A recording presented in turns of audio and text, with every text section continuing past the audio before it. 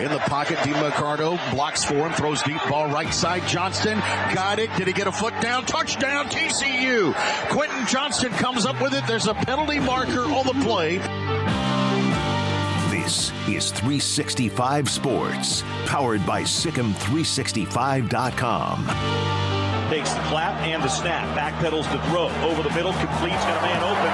Running room 45-50, 45-40. There he goes. 30, 20, 10-5. Touchdown. Logan Loya, 70 yards on a drag route. 365 Sports is presented by IdealMRI.com. High-quality MRIs for $497 or less. IdealMRI.com. Your health is important, so is your budget. Downs in motion. Second down, going to throw for the end zone. And Green! Touchdown, Carolina! 365 Sports is also brought to you by Texas Farm Bureau Insurance, protecting Texans since 1952. Jones back in the game. They fake the handoff to him. Chafin, dancing, lofting, and it is caught. Touchdown. Hal Presley. Have you subscribed to our YouTube channel? Search 365 Sports on YouTube. Brought to you by TFNB, your bank for life. Yours from the pocket. Throws a lob downfield. Oh, it's picked off at the 42-yard line. Jason Taylor with his second interception of the game. Now here's David Smoak, Paul Catalina, and Craig Smoak. We have a show set up with about 5 or 6 guests, but there's a chance we might even get a couple of more moving parts. College football, that's the way it is. The NFL draft with college players entering the draft, including yesterday's local story and from TCU, Travius Hodges Tomlinson headed to the NFL draft. Good afternoon, Paul Catalina, Craig Smoak. I'm David Smoak. We're here till 6 o'clock. And we're also going to check in with what's happening with Rashada at Florida with Edgar Thompson, our good friend that covers the Gators. That's going to be in the 4 o'clock hour. Dr. Linda Livingstone today, Alvin Brooks III, Baylor men's basketball today, Grayson Grundhafer recruiting today, and a lot of other things for you today, including, this was like an hour ago, Baylor's running back, Craig Squirrel Williams, who at times looked brilliant and at times was just not always able to play, has entered the transfer portal. This year, his best year. At times, of course, made some, had big games, but also, again, has had issues with injuries on and off. You wonder if this, Craig and Paul, has anything to do. Is this possibility of him following Juice Johnson to Texas Tech? Is this also the possibility of ending up, who's the guy who recruited him, who's at Nebraska, in Matt Rhule?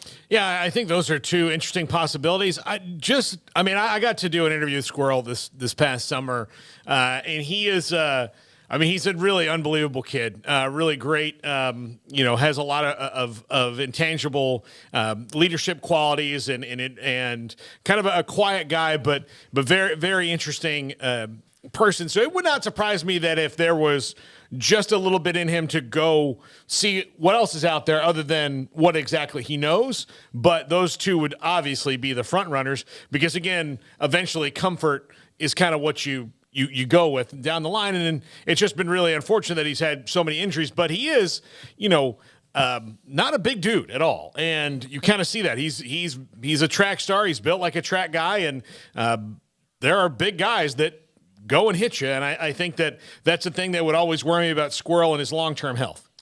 Yeah, I mean, he was a great player when he was healthy and at 100%. It's just that was so few and far between. We never, I think, really saw a full season where he was that, and a full season where you knew every single week that you had a few touches going to Squirrel. You instead wondered, like, oh, is Squirrel playing this week? To the point of where you stopped even asking about it, and then you saw him playing a game. You're like, oh, great, awesome, Squirrel's playing. And then, hopefully he gets some carries. And that's what you got, really. I mean, and it was just a guessing game as to how impactful he could possibly be. You couldn't do it, like, for example, if you're going to the national championship game and you're looking at, like, TCU, like, let's take Kendry Miller's injury out of it. Like, if you were looking, though, at TCU, you're like, okay, we know Kendry Miller's going to get these touches. We know DeMercado's going to get these touches. And then you, like, sprinkle it out whoever.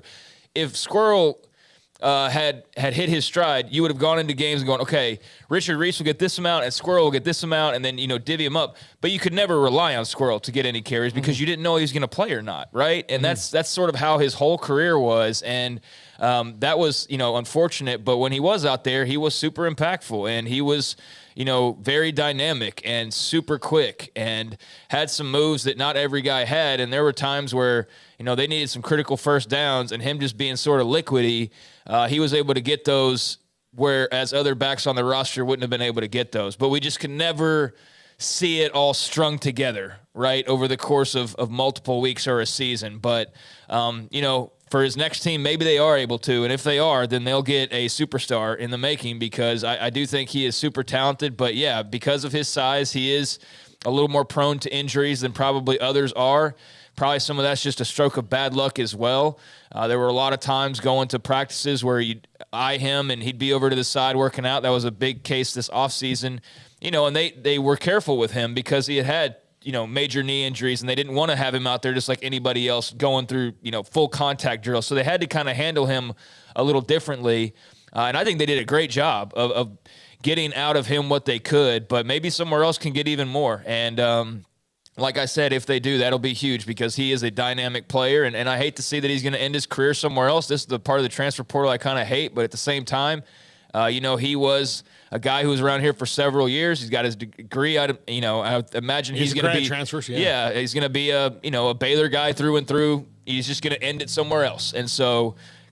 Kudos to Squirrel Williams on what he did here. I think he's a lovable guy, a huge fan favorite, and good luck to him. Yeah, and based on what Craig said about divvying up the carries, he does need to go somewhere where, if you really look at what Baylor needs to do to protect the quarterbacks next year, to guard against the fact that they still need to build chemistry with the wide receivers and the quarterbacks and all that, I think they need to have something that, again, is more reliable, where you can say Richard Reese, Dominic Richardson, Quaylon Jones is going to be, or whatever it is, whoever the third guy is, and this is what we expect out of each and every one, and we'd like to rely on. I think that they're not in a position where they can have a wild card in there. They need more sure things. If you are a team though, and I could totally see Texas Tech doing this or Nebraska doing this,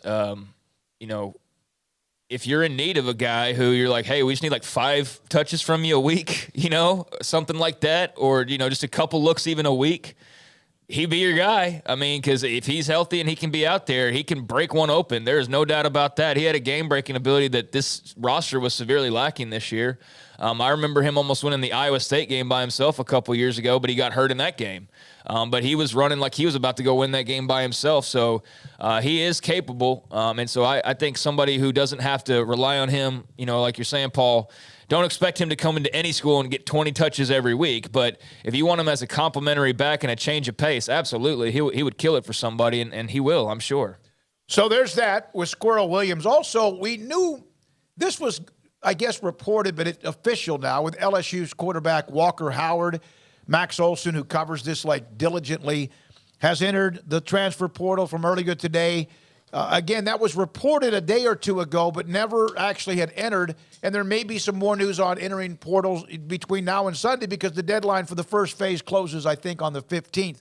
But TCU, that's what we've heard. That's where most of the smoke has been. But Ole Miss and Florida among the schools to watch. Max Olson on the top 50 recruit, LSU quarterback Walker Howard. Well, TCU did Sam Jackson transfer to Cal.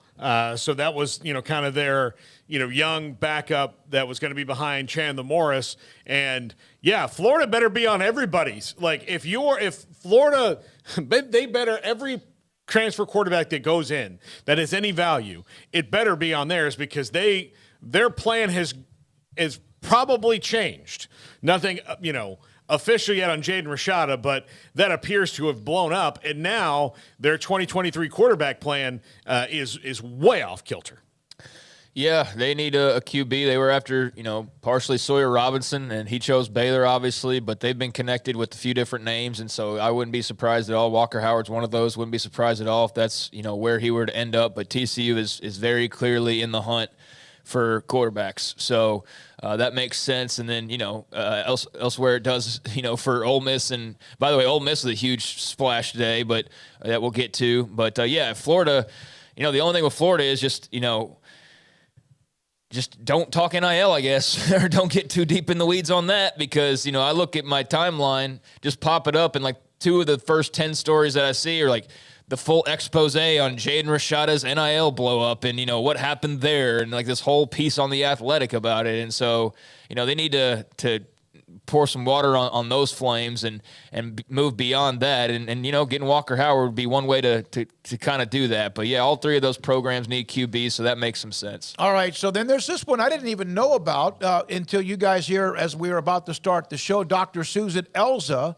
Dr. Susan Elza, who has been running the massive system of what is the University Interscholastic League, the Texas League, or how they run their athletics, football, and all the way down to everything. She is on the verge of becoming the chief of staff, resigning as the athletic director of the UIL to become a part of Matt Rhule's staff in Lincoln as he tries to continue to get his hands and also roots inside Texas. Already there's the Bob Wager hire from Arlington Martin, and then others, including Garrett McGuire, who was a part of the Carolina staff, and, of course, Joey's son. But also now Dr. Susan Elza, she's a Midway High School graduate, which is right here in Waco, Texas. And so that's kind of another outside-the-box move, which he's known to do at the college level.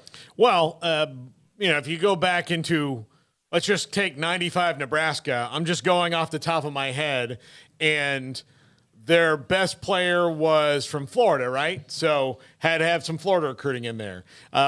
Some of their best defensive linemen were from California, right? And linebackers from California, DBs. And then some of their other better players were from Texas. So if you're going to succeed in Nebraska again, you've got to be able to sell that school in those 3 states because at their pinnacle, at their absolute zenith of dominance, they were cherry-picking some of the best players in each of those states. Yeah, no, that's what they could do. And that's what they're going to have to try to get back to do. And they pretty much, I know the thought about when they moved, Craig, to the Big Ten, that they lost their foothold in Texas. They still did. Had some players from Texas, including most every year, but they're going to need more than just 1 or 2 players. They need the best players from every state, but this gives them yet another in where he was able to do that when he came here with the Sean Bell, David Wetzel, Joey McGuire hires, and when he came to Baylor from a guy that came out of the Northeast. Yeah, I mean, I think a lot of that was that's where he was based suddenly, was in Texas. He had no Texas ties, so he needed them. And so he got Joey McGuire, and he got, Sean Bell, and he got David Wetzel, as you mentioned. And now you're in a place where you don't have the backyard of Texas talent, and you do need to spread your wings and go all across the country. And when Nebraska was successful, that's what they did. Yeah, sure, you can go get your offensive line, your big corn-fed boys up there in Nebraska, certainly.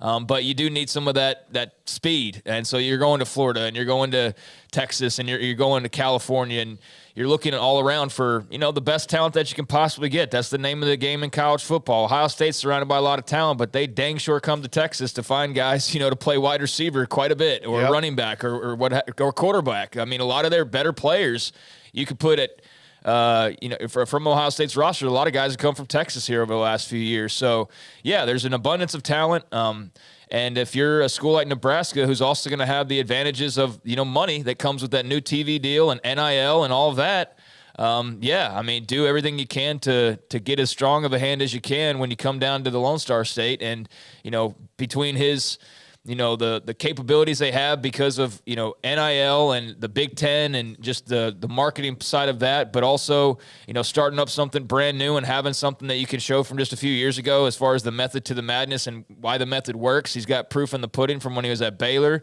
He's got tons of connections. Now you're bringing in these very strong ties to the state of Texas, and so he's just working his magic, man. He's setting them up to be as attractive as possible to recruits, and especially from the state of Texas. And so I think he's succeeding in that. We'll see ultimately, on signing day next year, we'll see, some of the full impact of that. But no surprise. I mean, he's leaning on relationships that he built. And, I think it's smart. All right, so those are some of the stories in college football. Brian Hartline has now been promoted to be the offensive coordinator at Ohio State. This is as elite a recruiter as there is in the country. The wide receiver room is there, and he has a lot to do with that. And then how about Ole Miss today in getting there you go. Thanks, Garrett. Pete Golding, Alabama's defensive coordinator, who once was at UTSA, has now expected Bruce Feldman to become the new defensive coordinator at Ole Miss. He's 38 years old and one of the rising stars in the coaching profession. Yeah, this is going to be interesting. This is another year where Nick Saban is going to have to replace at least one coordinator. I think most people think that Bill O'Brien is going to leave too and try to get back to the NFL. So he would be technically replacing both coordinators there. So curious to see where he goes on this one. Which coach that's recently been fired could join the Nick Saban career rehabilitation program. Pete Golding certainly wasn't in that. That was kind of a different one. Pete Golding was a guy on the way up and still is, and got to Alabama. So he wasn't someone who had, had success, then been a head coach, then not worked out where it was. So I wonder where Nick Saban will go with this. I mean, he pretty much – I don't think anybody like in the coaching profession is less stressed when a coordinator leaves than Nick Saban. I mean, he could just, all right, you're going to leave? All right, well, to the Rolodex I go. Yeah, I mean, judging by the fan reaction that I've seen, some of it, they're celebrating in Tuscaloosa. They're fine with it. It's always like you brush it off, like, oh, we didn't care about that anyways, kind of a deal. So, take that for what it's worth. But that's been a large part of the reaction that I've seen was actually like, oh, great, now let's get Bill O'Brien out of here. That's basically what I saw when I was scanning around. Now, certainly there's some Ole Miss fans trying to dunk on Bama, like we took your guy, but. I think there's plenty of people that are like, okay, thank you for doing so. So I don't know. I'll leave it to the hardcore Bama fans to let us know what the real mood in Tuscaloosa is. So we'll rely on you for that. But it appears it's not like some massive, like Lane Kiffin just dunked on Saban and, hung around his neck. It seems like it's something that could actually be a big splash for Ole Miss in the headlines and make them better, but also be something that actually could work out for Alabama in the long run. We'll see on that. But, yeah, certainly when you saw that headline come across, it was like, whoa, wait a second here. And I've already seen the name. The one name I saw thrown around quite a bit was Jeremy Pruitt. As far as, where to look next. And I don't know how much scuttlebutt there is about that, but I'm just saying, like, that's a name under, like, the comments of, like, I saw that 2 or 3 times. But, Saban's got the Rolodex of all Rolodexes, and he'll find somebody that's absolutely worthwhile. In the chat room, Jacob Guy, so happy Pete Golding is finally gone. Don't care who Alabama gets. It'll be better. How about, where's Jim Leonard? Yeah, I mean, just waiting. And that's just from Austin, Texas. Yeah, how about Dan Mullen as offensive coordinator and Jim Leonard as defensive coordinator? Then Alabama would be right there where they need to be. Okay, I think people need to back off on, like, every time a coordinator position opens up, people say Dan Mullen. Why is Dan Mullen not at Florida right now? Is it because Dan Mullen doesn't enjoy coaching in games? No.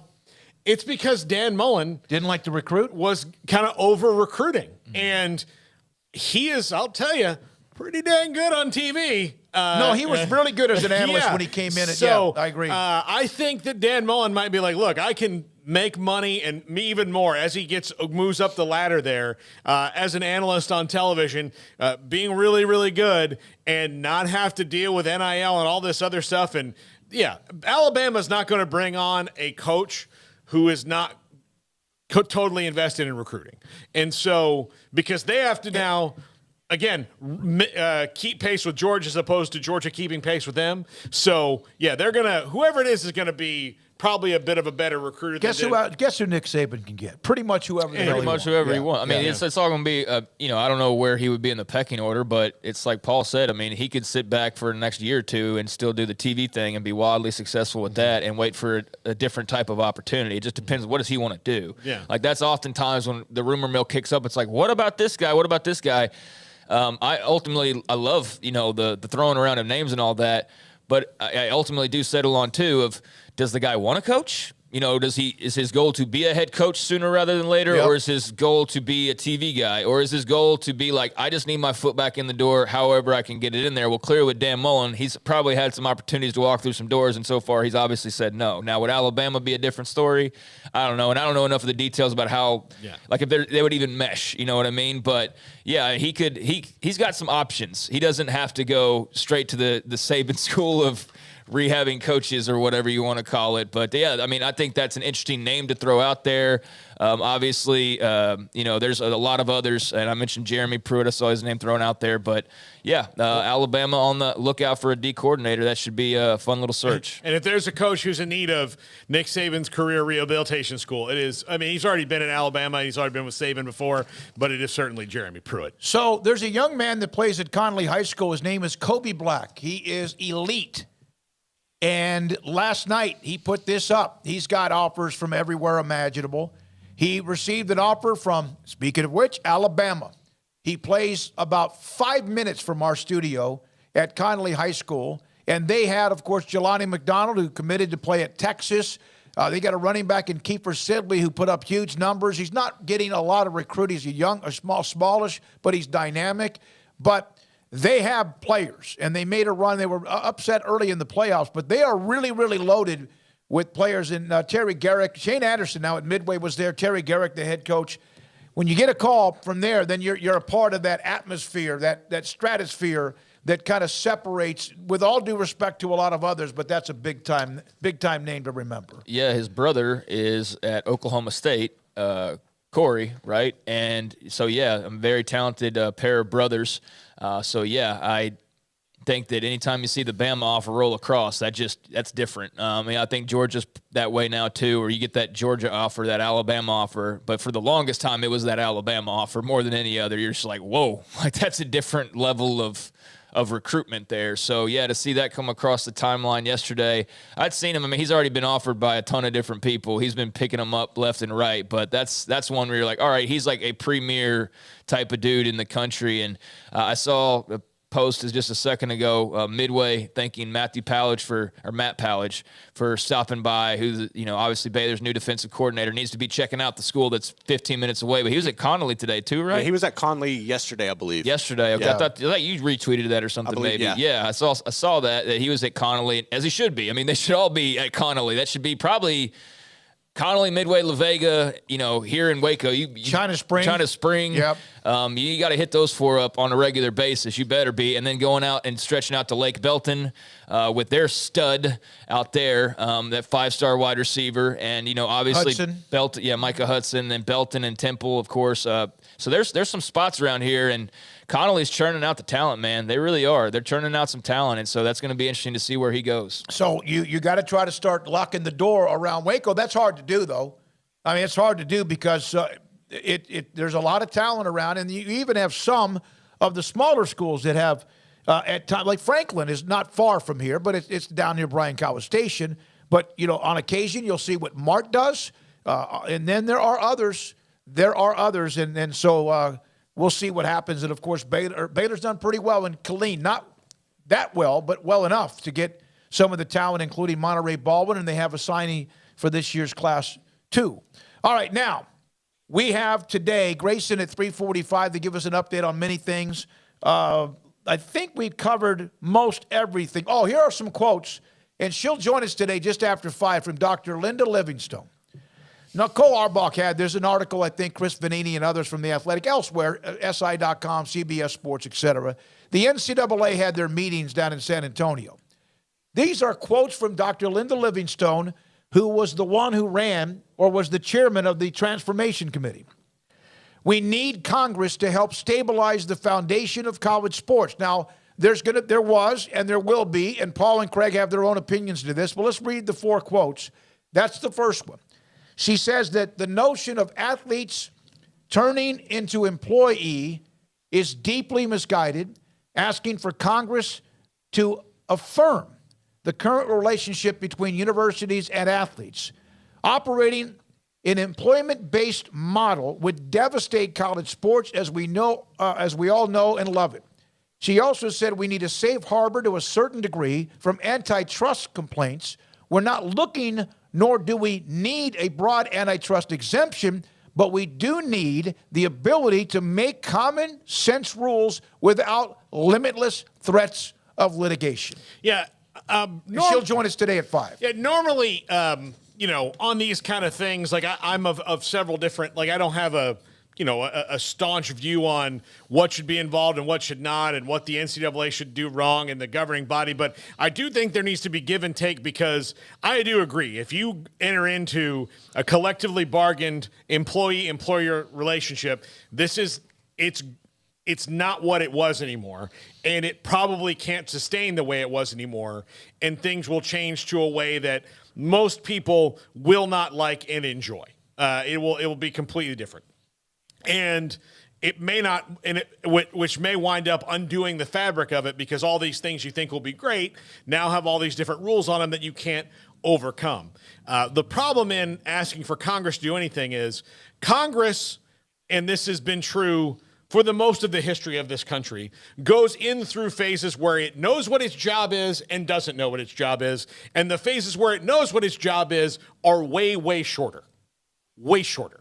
We are in a stretch right now that has lasted at least more than a decade, and will probably last at least another decade, where I personally don't foresee the 500 plus members of the House and Senate ever actually sitting down and, getting the review from the bosses of what their performance expectations are and what their job is. We had this discussion about regulation. We were at the bowl game, and you're like, I don't know if I want Congress to do that. We all don't want Congress to do things because you don't trust Congress to do things, but their job is to regulate, to make rules, and to be the referee in our country. But they don't know how to freaking do it.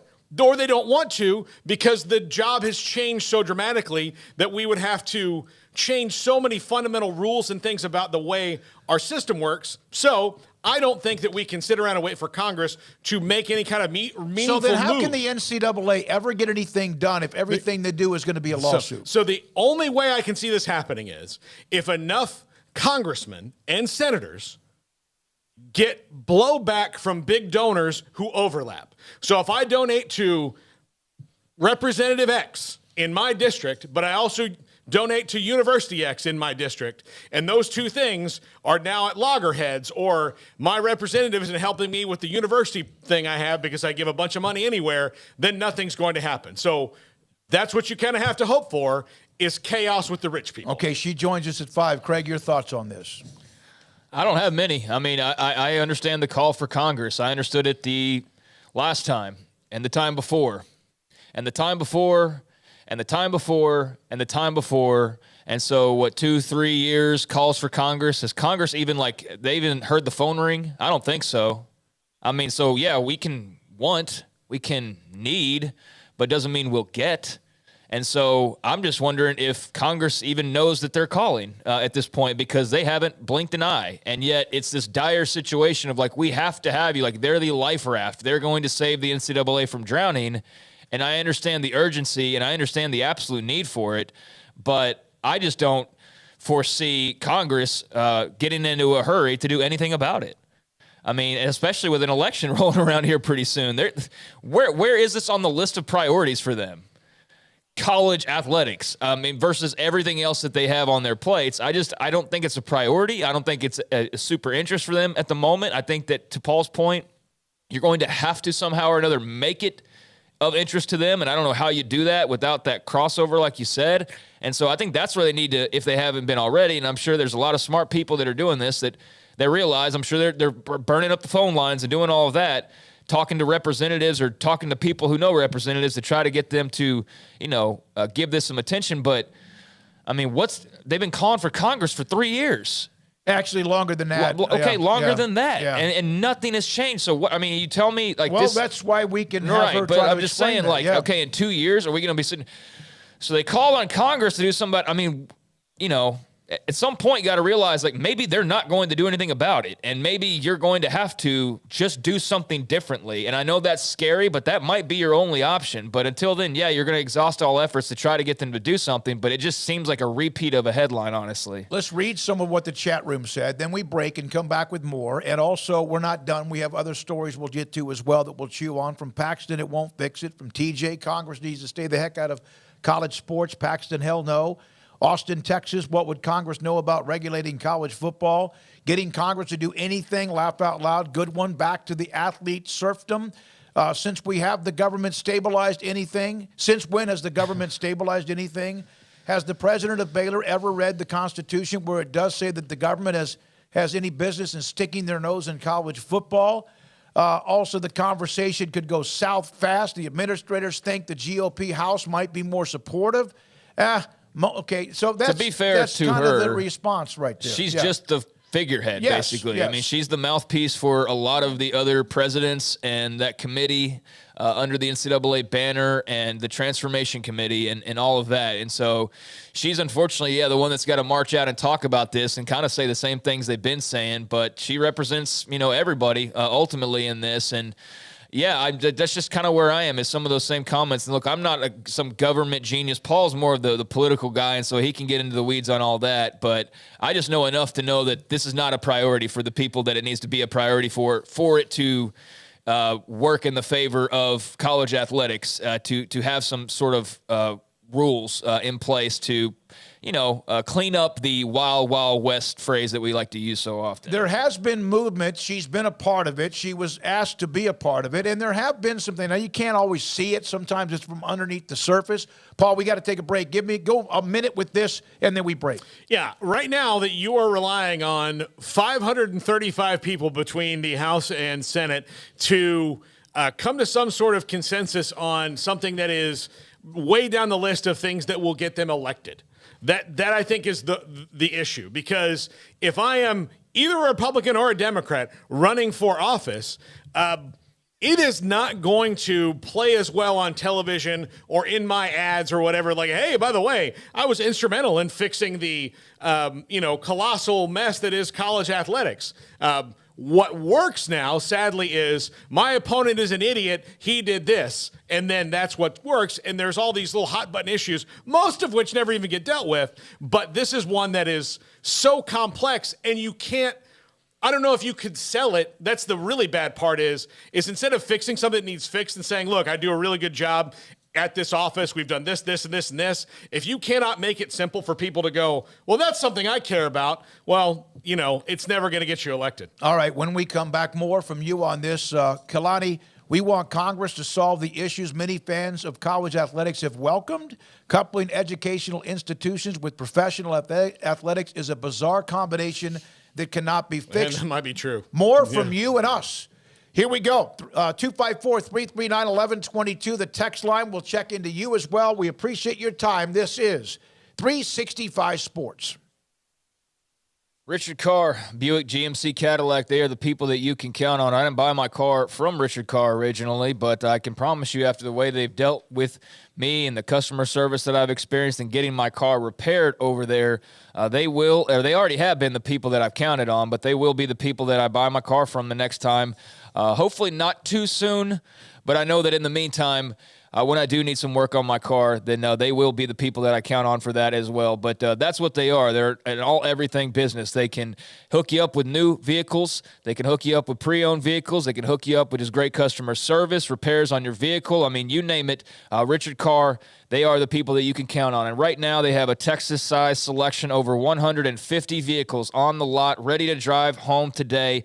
The biggest selection they've had in a couple of years. A lot of dealerships were wrecked as far as inventory goes due to supply chain issues and just all the craziness that came with the last couple of years here on Earth and in America with quarantines and chip problems and all that stuff. Well, business has picked up, and again, the most they've had on the lot in the last couple of years. So take advantage of the over 150 vehicles ready to drive today. That includes dozens of Sierra trucks. Right now, qualified buyers can get 2.9% financing on 2023 GMC Sierras. Qualified buyers can get 3.9% financing on GMC Terrain SUVs or the entire lineup of Buick SUVs in stock. They've also got 80 quality pre-owned cars and trucks in stock, many of them under $20,000. If you're looking to go the pre-owned route, they're affordable, thoroughly inspected, and ready to finance for almost any credit rating. They have quality vehicles on the lot and ready to drive today. And as I mentioned with the customer service, perhaps you're not looking to buy new like those GMC Sierras, or you're not dipping into the pre-owns. You're not even looking to buy. You're just looking to get fixed up and have your car drive a little bit longer. Well, their award-winning service department is standing by to keep you on the road. Go to the website, richardcar.com, to see service specials and set an appointment for quick and reliable maintenance. For 23 years in Central Texas, they built a reputation as the people you can count on, run by proud Central Texans. Log on to richardcar.com today. Call now or go see them now off Highway 6 at the Imperial exit. Pizza, burgers, and Bears football. There's no place around Waco that serves them all other than Bubba's 33. Come show your green and gold and enjoy some of Waco's best food and beverages while watching your favorite team, the Bears. When real Bears fans get hungry, Bubba's 33 is the #1 spot for ice-cold drinks, hand-stretched, stone-baked pizzas, and bacon-infused burgers. Join us for indoor or patio dining. Bubba's 33, Waco's restaurant and proud supporter of Baylor Bears football. Sick 'em, Bears. How did Edward Jones become one of the biggest financial service companies in the world? By not acting that way. Financial strategies, one-on-one advice, it's a big difference. And that's why Brad Wilson, your Edward Jones financial advisor, makes sense of investing. Experience the difference for yourself. Brad Wilson, 250 Sharon Drive in Woodway, 254-776-4337. Edward Jones, member SIPC.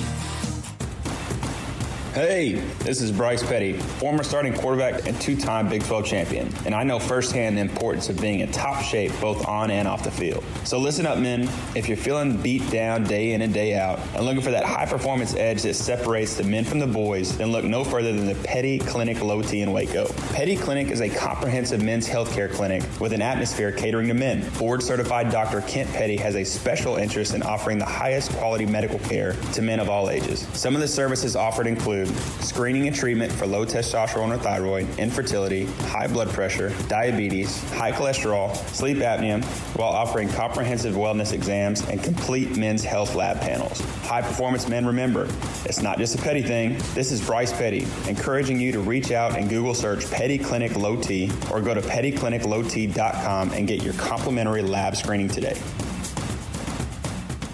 When we moved to Texas, we were like fish out of water. We didn't know anyone in our neighborhood until our Texas Farm Bureau insurance agent came to the house. She was so helpful and reassuring, a friendly face with that Texan hospitality I'd heard about.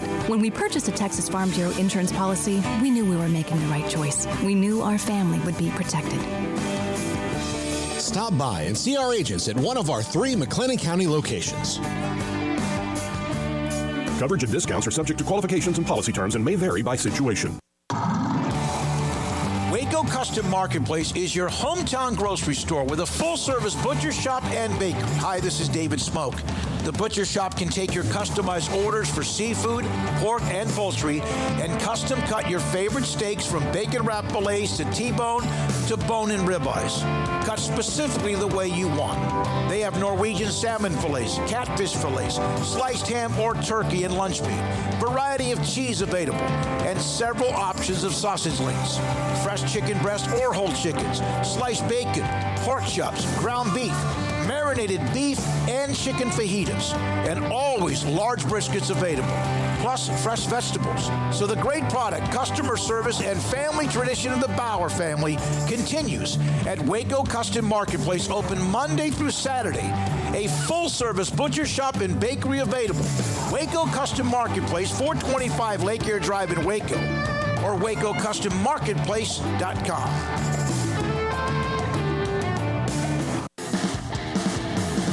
This is 365 Sports. The 3 o'clock hour is sponsored by Waco Custom Marketplace. Meats, sweets, Texas treats, and a cut above the rest. 425 Lake Air Drive, Waco.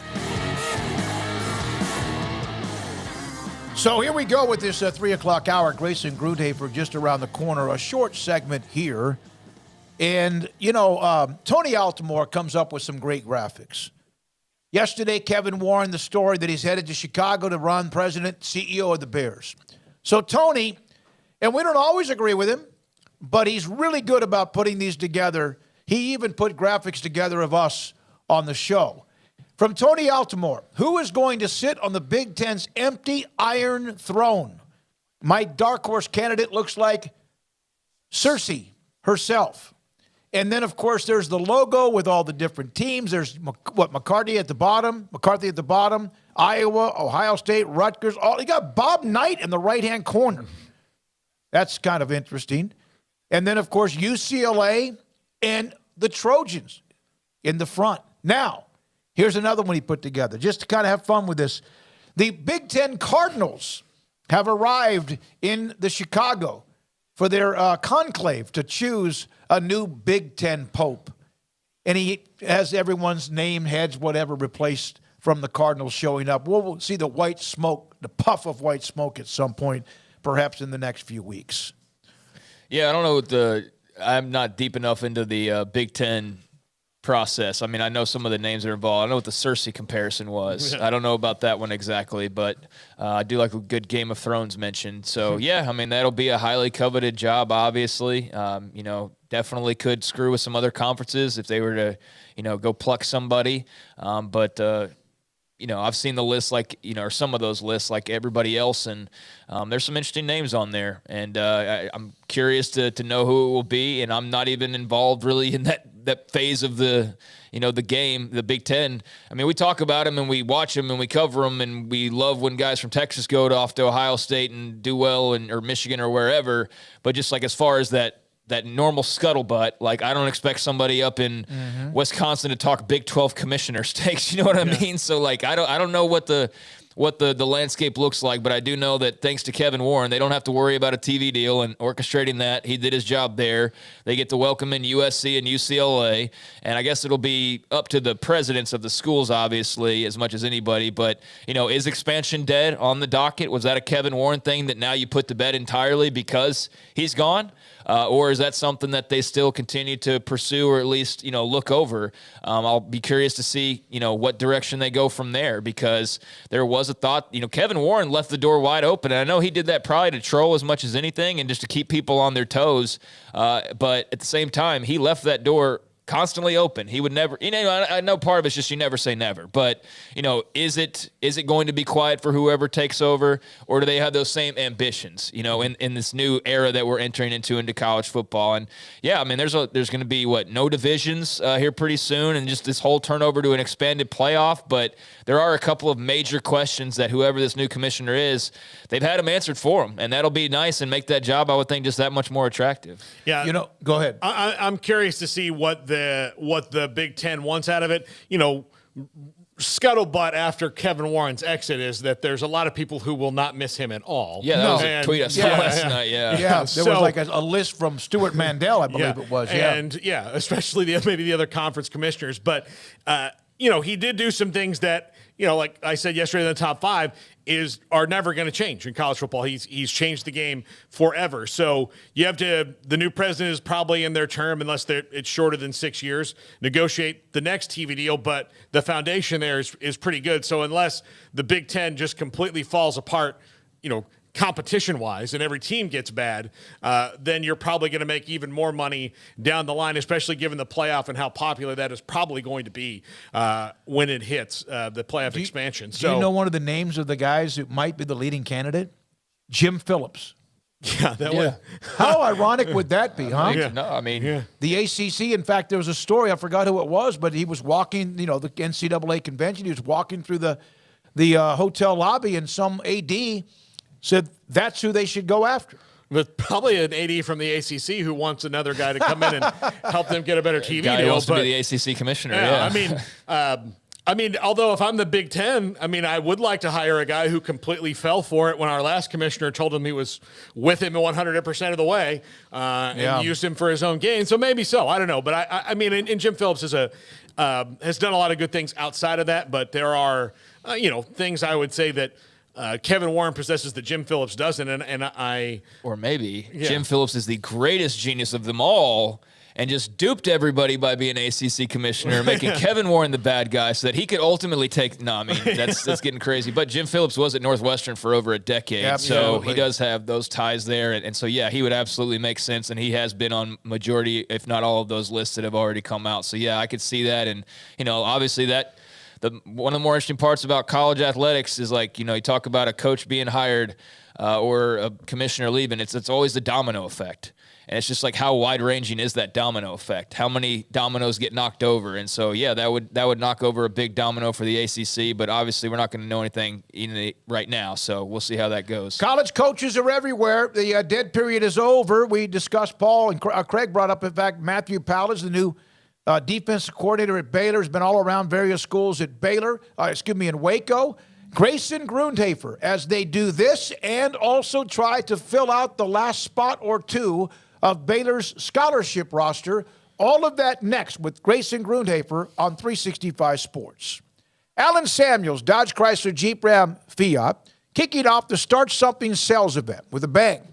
And right now, 2.9% for 72 months on 2022 Ram 1500 crew cabs. All the trim levels available. Lone Stars, Laramies, and top-of-the-line Longhorn and Longhorn Limited.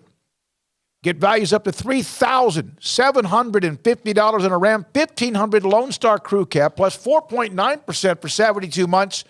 Pick up the best selection of Ram trucks anywhere you can find at Allen Samuels. And on top of that, $2,500 in total values and 1.9% for 72 months on the new 2022 Jeep Grand Cherokee. The limited second and third row seating options.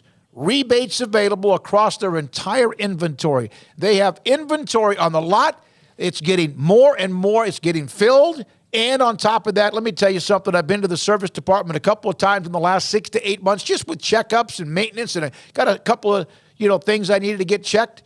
And it was fantastic the way that they deal with you. Alan Samuels, Ted Teague, who watches and listens to us. We appreciate Ted. And the great staff, Loop 340 east of 84 in Waco. From the first workout to the last practice, sports is an incredible challenge. Hi, this is Dan Ingham with the First National Bank of Central Texas, and we're proud to support each athlete, every parent, and our educators. From families, small businesses, to the biggest industry, we're here to help. With remarkable products like First Free Checking, we've got banking ideas that fuel big dreams. The First National Bank of Central Texas. Familiar faces making local decisions. Member FDIC, Equal Housing Lender. At Ideal MRI, we feel blessed to be a part of the Waco community. We're a small family business right here in Central Texas, and our goal is to bring down the cost of healthcare while maintaining high quality. At times like this, the cost of healthcare has never been more important, and unfortunately, significant illnesses and injuries still occur. That's why Ideal MRI is open and here to serve you through the difficult time. We offer premium MRIs just like a hospital with state-of-the-art technology and specialists, but you'll pay less. Sometimes thousands of dollars less, whether you're using insurance or not. At Ideal MRI, we accept most insurance and there are no hidden costs. Even offering financing if that's needed, everything included in the price, and you'll not get something as a surprise in the mail later on. If you need an MRI, ask your doctor about Ideal MRI. They'll know. You can schedule an appointment safely from home online in minutes at idealmri.com or give us a call, 833-IDEAL-MRI, idealmri.com. In the market for a quality metal building? Since 1943, Pioneer Steel and Pipe has helped Central Texas residential and commercial customers with metal building design, panel options, building components, and trim options. Pioneer Steel and Pipe's residential line is energy efficient, offers low maintenance, reduces insurance payments, is impact resistant, and carries up to a 45-year limited warranty. In addition, they can also help you find a metal building contractor for your project. Pioneer Steel and Pipe with locations in Waco and Bryan and at pioneersboys.com.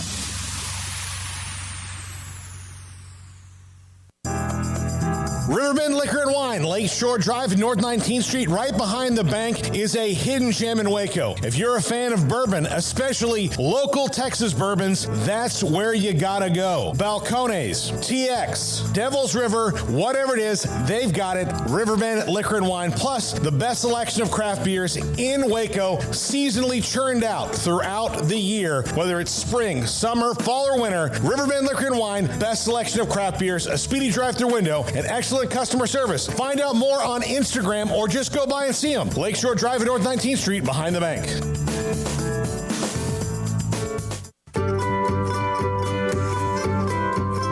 You want to know why Stonewood Dental is so successful? Listen to what happy customers have to say.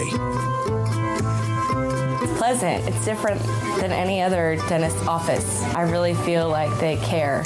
And it's not that you're here for 2 hours waiting on someone to take care of you. It's quick and easy, and I bring my kids, and my kids love being here too. They really love the treasure box. Staff is really nice and accommodating, real friendly. You feel more like home. It's not sterile looking. Everybody has their own personalized rooms with decorations and decor, and they'll even have a blanket for you when it's cold. I've recommended people to actually come here, and they are patients now. I really love it here. It feels like family. Learn more, stonewood-dental.com.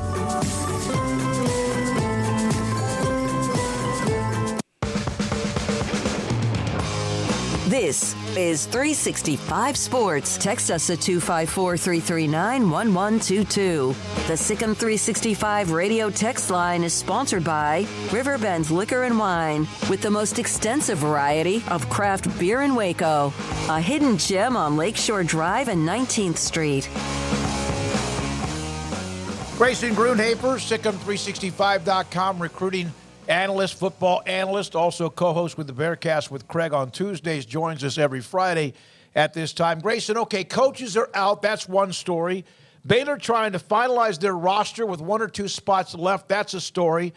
And your thoughts about what is right now the priority? Is it finishing up the 85 scholarships? And obviously they're on the road.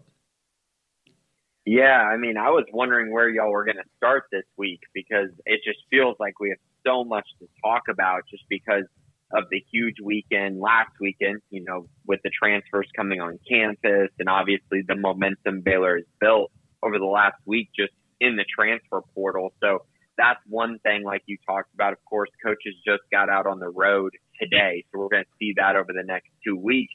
And Baylor has their junior day now scheduled for the end of January.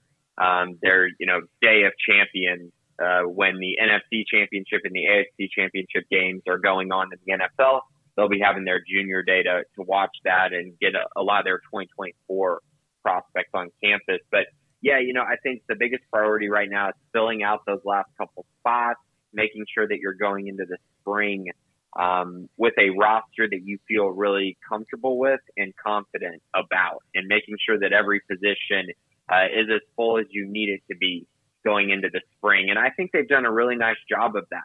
I think they still have a couple more spots left and just a few days to figure those out.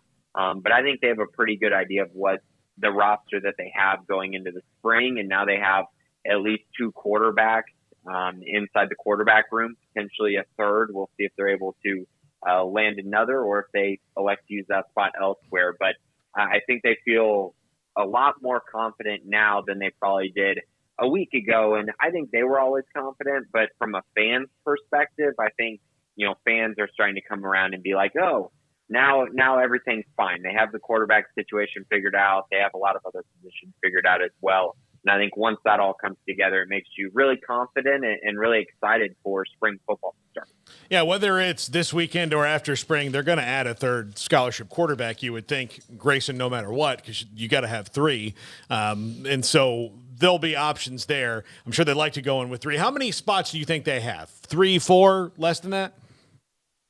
Right. So I'll start with the quarterback spot because there is still a name out there who visited this past weekend, Tristan Gebbia, who is the Oregon State quarterback. He would actually be playing his 7th year if he ended up at Baylor, but would give them a nice veteran piece who if you went back and watched him, he was actually really good for stretches at Oregon State. Had a really unfortunate injury in the 2020 season against Oregon, just really unlucky.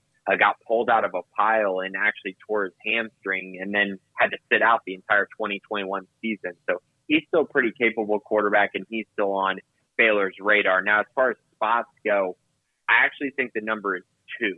I think they have 2 spots going into spring as far as full scholarships go. And so obviously Jebbia is a guy that, who knows, maybe they use a spot there or maybe they save a spot. And then that other spot, it just seems like that other spot's going to be used on the cornerback position. They've offered quite a few out of the transfer portal. I actually think it's the position they've sent out the most offers for. But they haven't really hit outside of Isaiah Dunston, who was on the official visit this past weekend. So they got 1, but I think they'd like to have 1 more going into spring. We'll see if that ends up being true or not, but obviously the offer to Gabe Judy, we're kind of waiting to see what he's going to do. I think Tennessee's made up some ground in that department.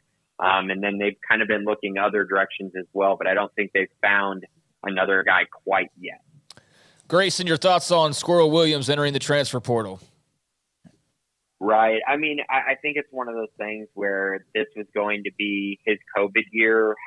And we can sit here and talk about Squirrel's career quite a bit. He might even have more years left than we're even anticipating. But he's a grad transfer now. And I think for Baylor, you look at their depth chart and the guys that they have in that room at the running back position, they still have Richard Reese, who had a great year this year. They added Dominic Richardson, the Oklahoma State running back, who I know they feel really confident about being more of a power back who can kind of take over that Abram Smith role from 2021 and kind of take over the role they didn't have last year, because once Tay McWilliams got hurt, they kind of had to mix and match guys. And I know Quaylen is a bigger bodied running back, but I think they really needed more there. They needed another guy in the room there. And I think Dominic Richardson fills that. Obviously, Quaylen is still back as well. So I think you got to feel pretty good about the running back position, even if Squirrel, is not going to be there since he entered the transfer portal today. Grayson, Juice Johnson, the Texas Tech,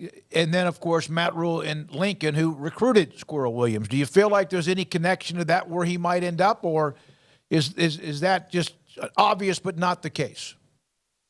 I don't really know, to be honest with you. Once Squirrel entered the portal, I haven't really talked to him about it too much because, once, guys aren't at Baylor anymore, it's a little bit tough for me to start tracking too many things outside of that, just because my focus is pretty much always on Baylor recruits and things like that. So I'm not really sure, but I will tell you this, I'm really excited for him wherever he goes.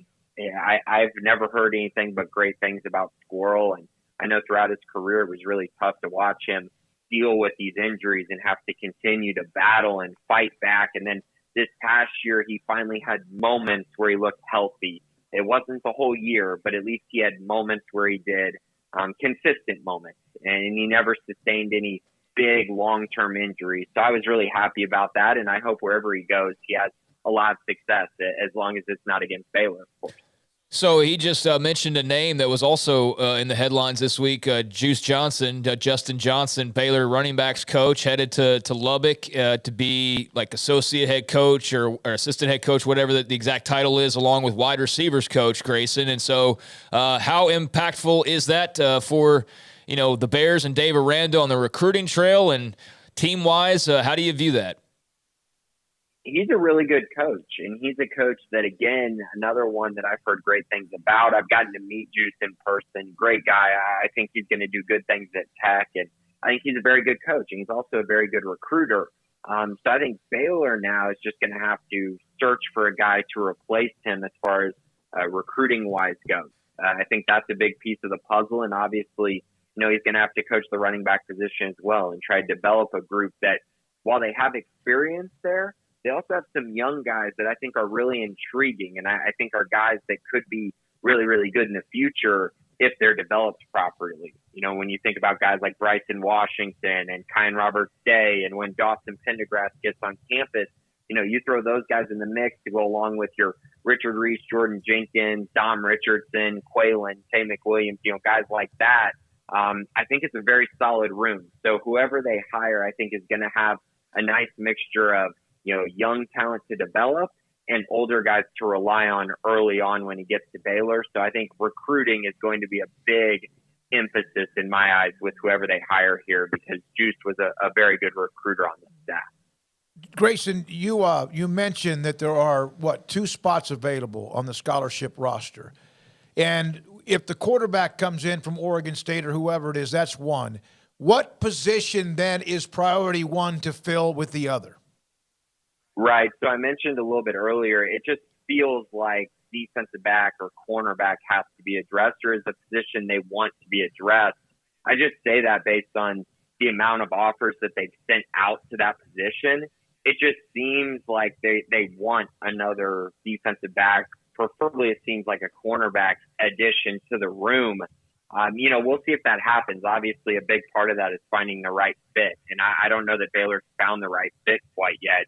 And obviously, potentially missing on Gabe Judy, the BYU transfer who visited this past weekend. It seems like he's trending towards Tennessee, so he's a guy who could be out of the equation. Now it's kind of, will Baylor find another guy? Will they leave that spot empty? Will they take a best available? That's to be determined, I think, at this point. Grayson, the transfer portal closes on Sunday. And then when does it open up again, and how does all that work? So if a player doesn't enter it by Sunday, he can't enter until when? Unless he's a grad transfer, until when? Yeah, that wouldn't occur until, I think it's sometime in the spring, and then you can't enroll until the summer.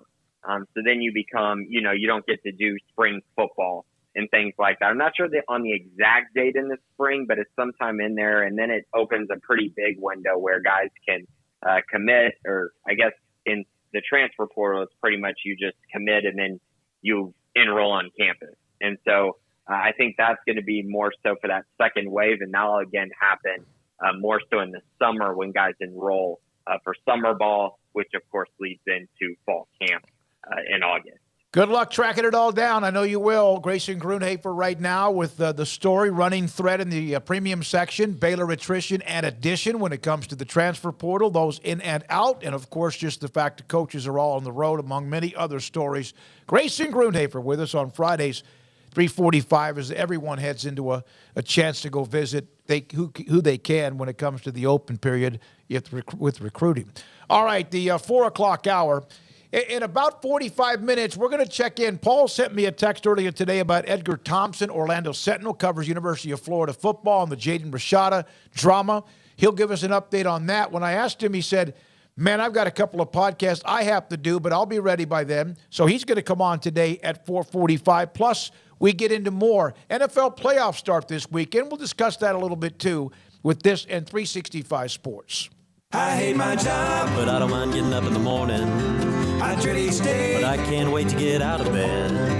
You ask me why, and what I'll say to you is true. Well, you can get breakfast tacos at Rudy's Barbecue. Scrambled eggs and brisket, they ain't fooling around. Sausage wrap, son, they're the best in town.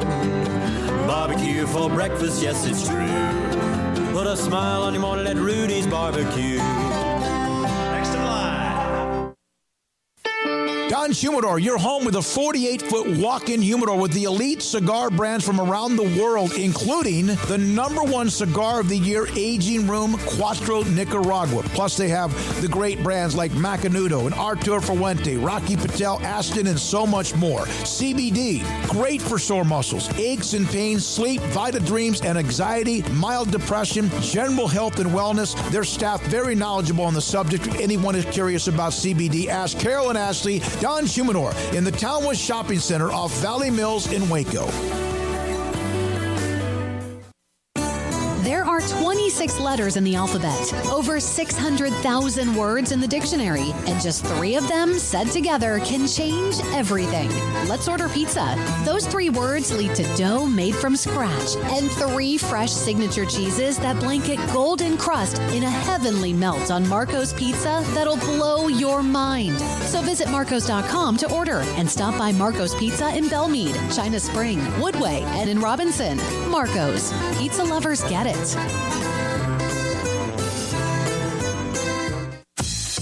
Baylor Scott and White, Southwest Sports Medicine and Orthopedics, the team physicians for Baylor Athletics, diagnosing and treating all sports-related injuries, including concussions. These specialists also provide orthopedic services for athletes and non-athletes alike, whether it's knee or shoulder pain, hand or wrist injury, orthopedic spine care, and even an arthritis and total joint clinic. Trust the doctors Baylor Athletics trusts. Baylor Scott and White, Southwest Sports Medicine and Orthopedics wants to get you back in the game.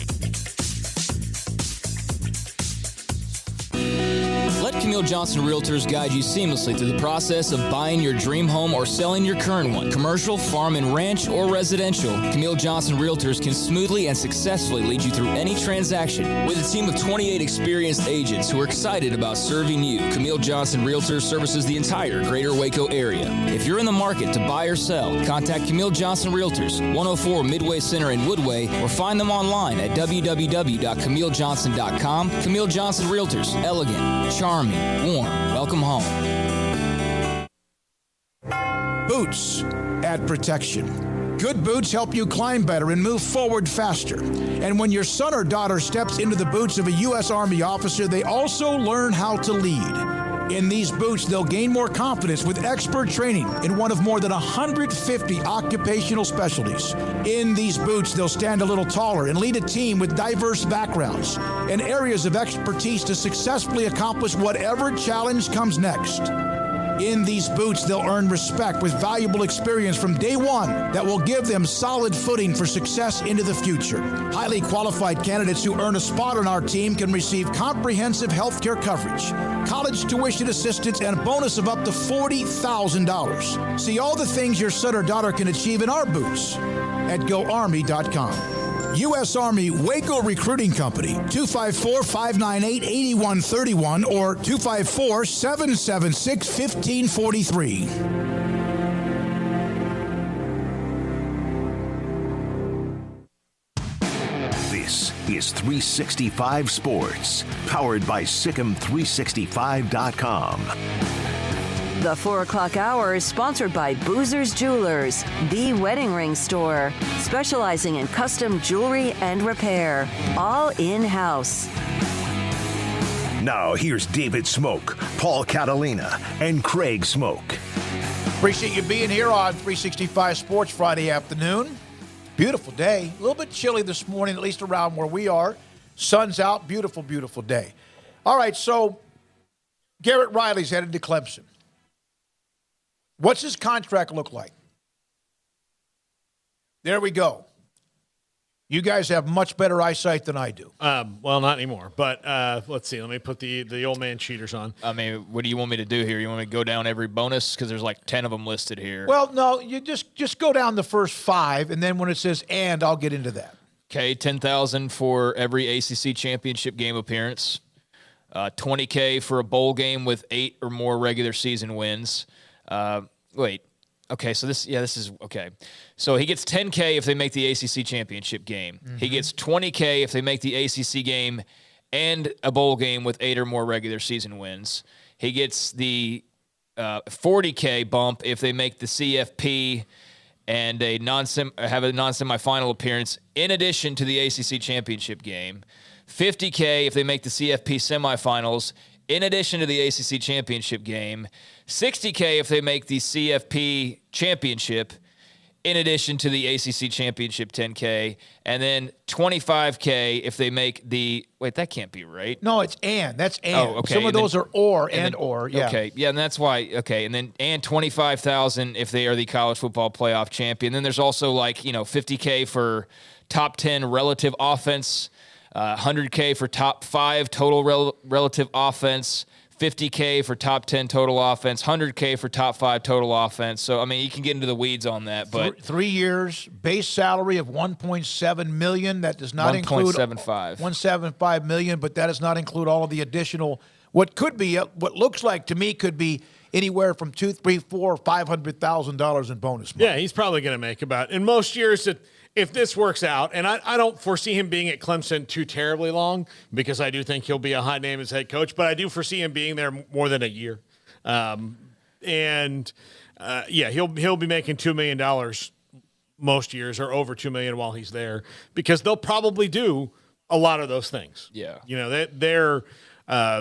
their talent is, I mean, I read all over, like their talent has dipped a little bit, but not to the point where you'd be like, oh my gosh, it's so far away. Part of it just they need a new scheme. And, look, they got players right now that he can work with in that offense really, really well. So, like Craig said yesterday, I mean, he did wonders with Max Duggan, a guy who was, kind of lost in the wilderness before this year. And Cade Klubnik was someone who the whole college football recruiting world knew about. I don't think unless you were from Iowa or a TCU fan, when Max Duggan signed, you really knew who he was.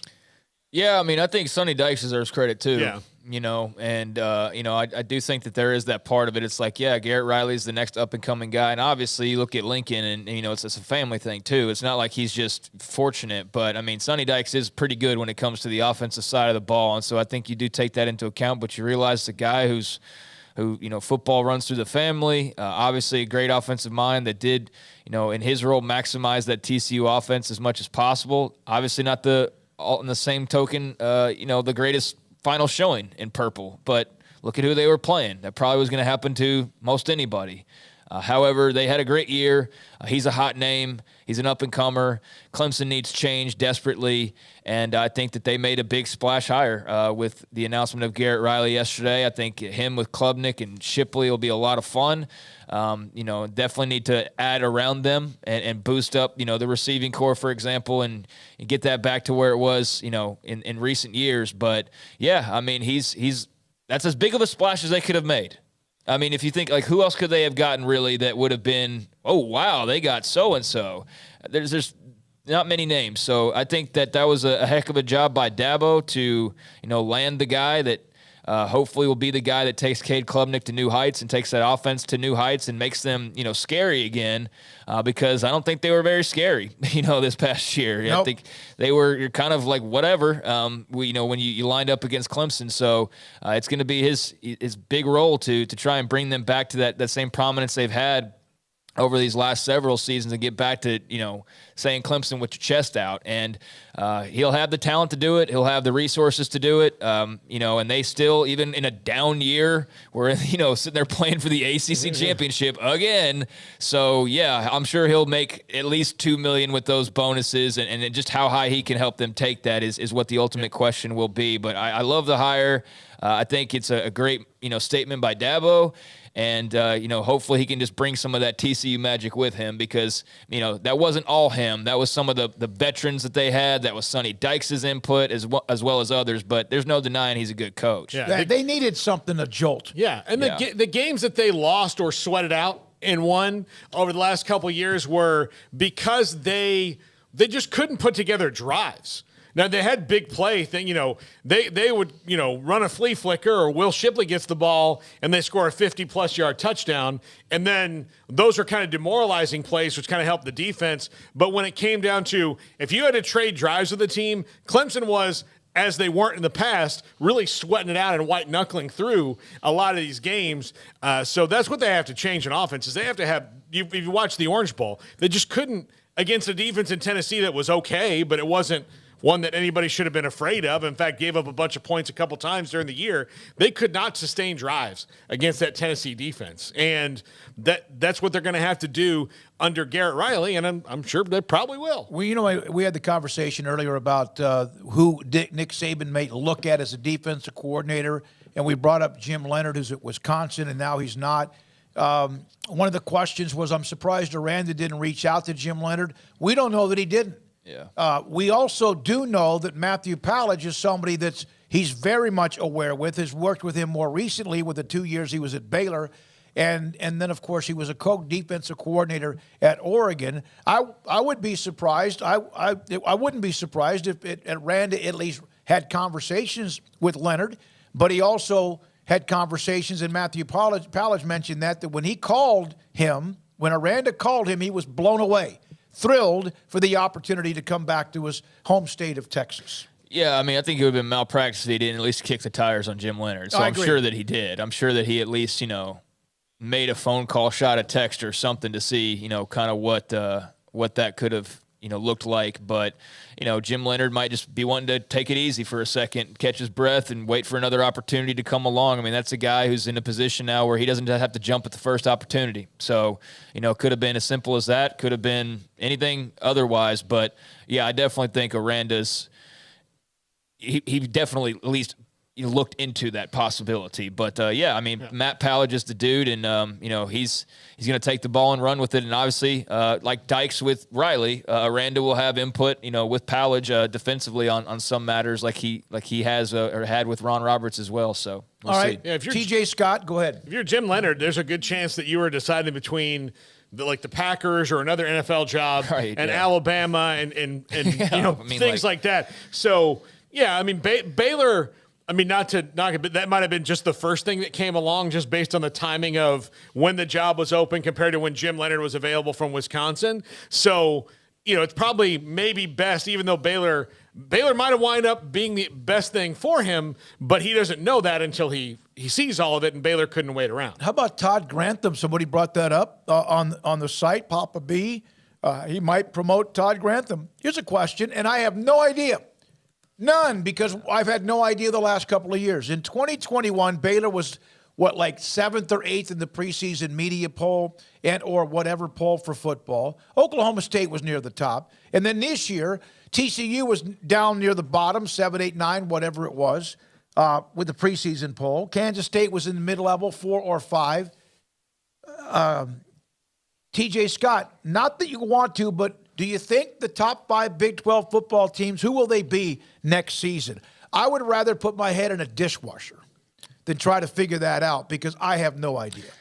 I mean, there's no penalty for being wrong, 11 months ahead of time. But who will be the top 5 teams? I mean, I think you have to throw TCU right in there. I mean, Texas.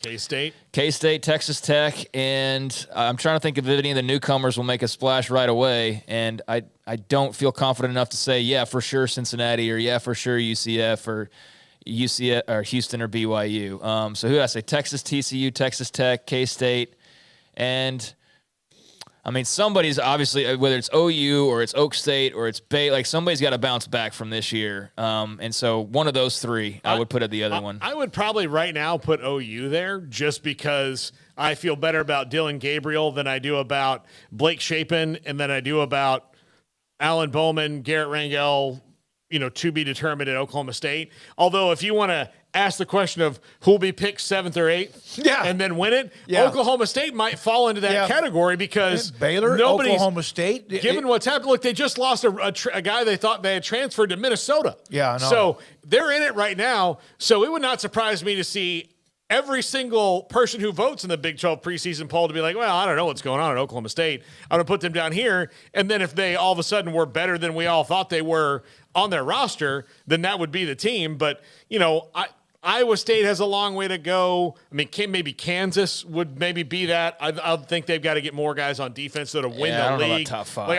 I would give Kansas, if you told me that Kansas went from 6-6 this year to 8-4 next year, I could probably buy that.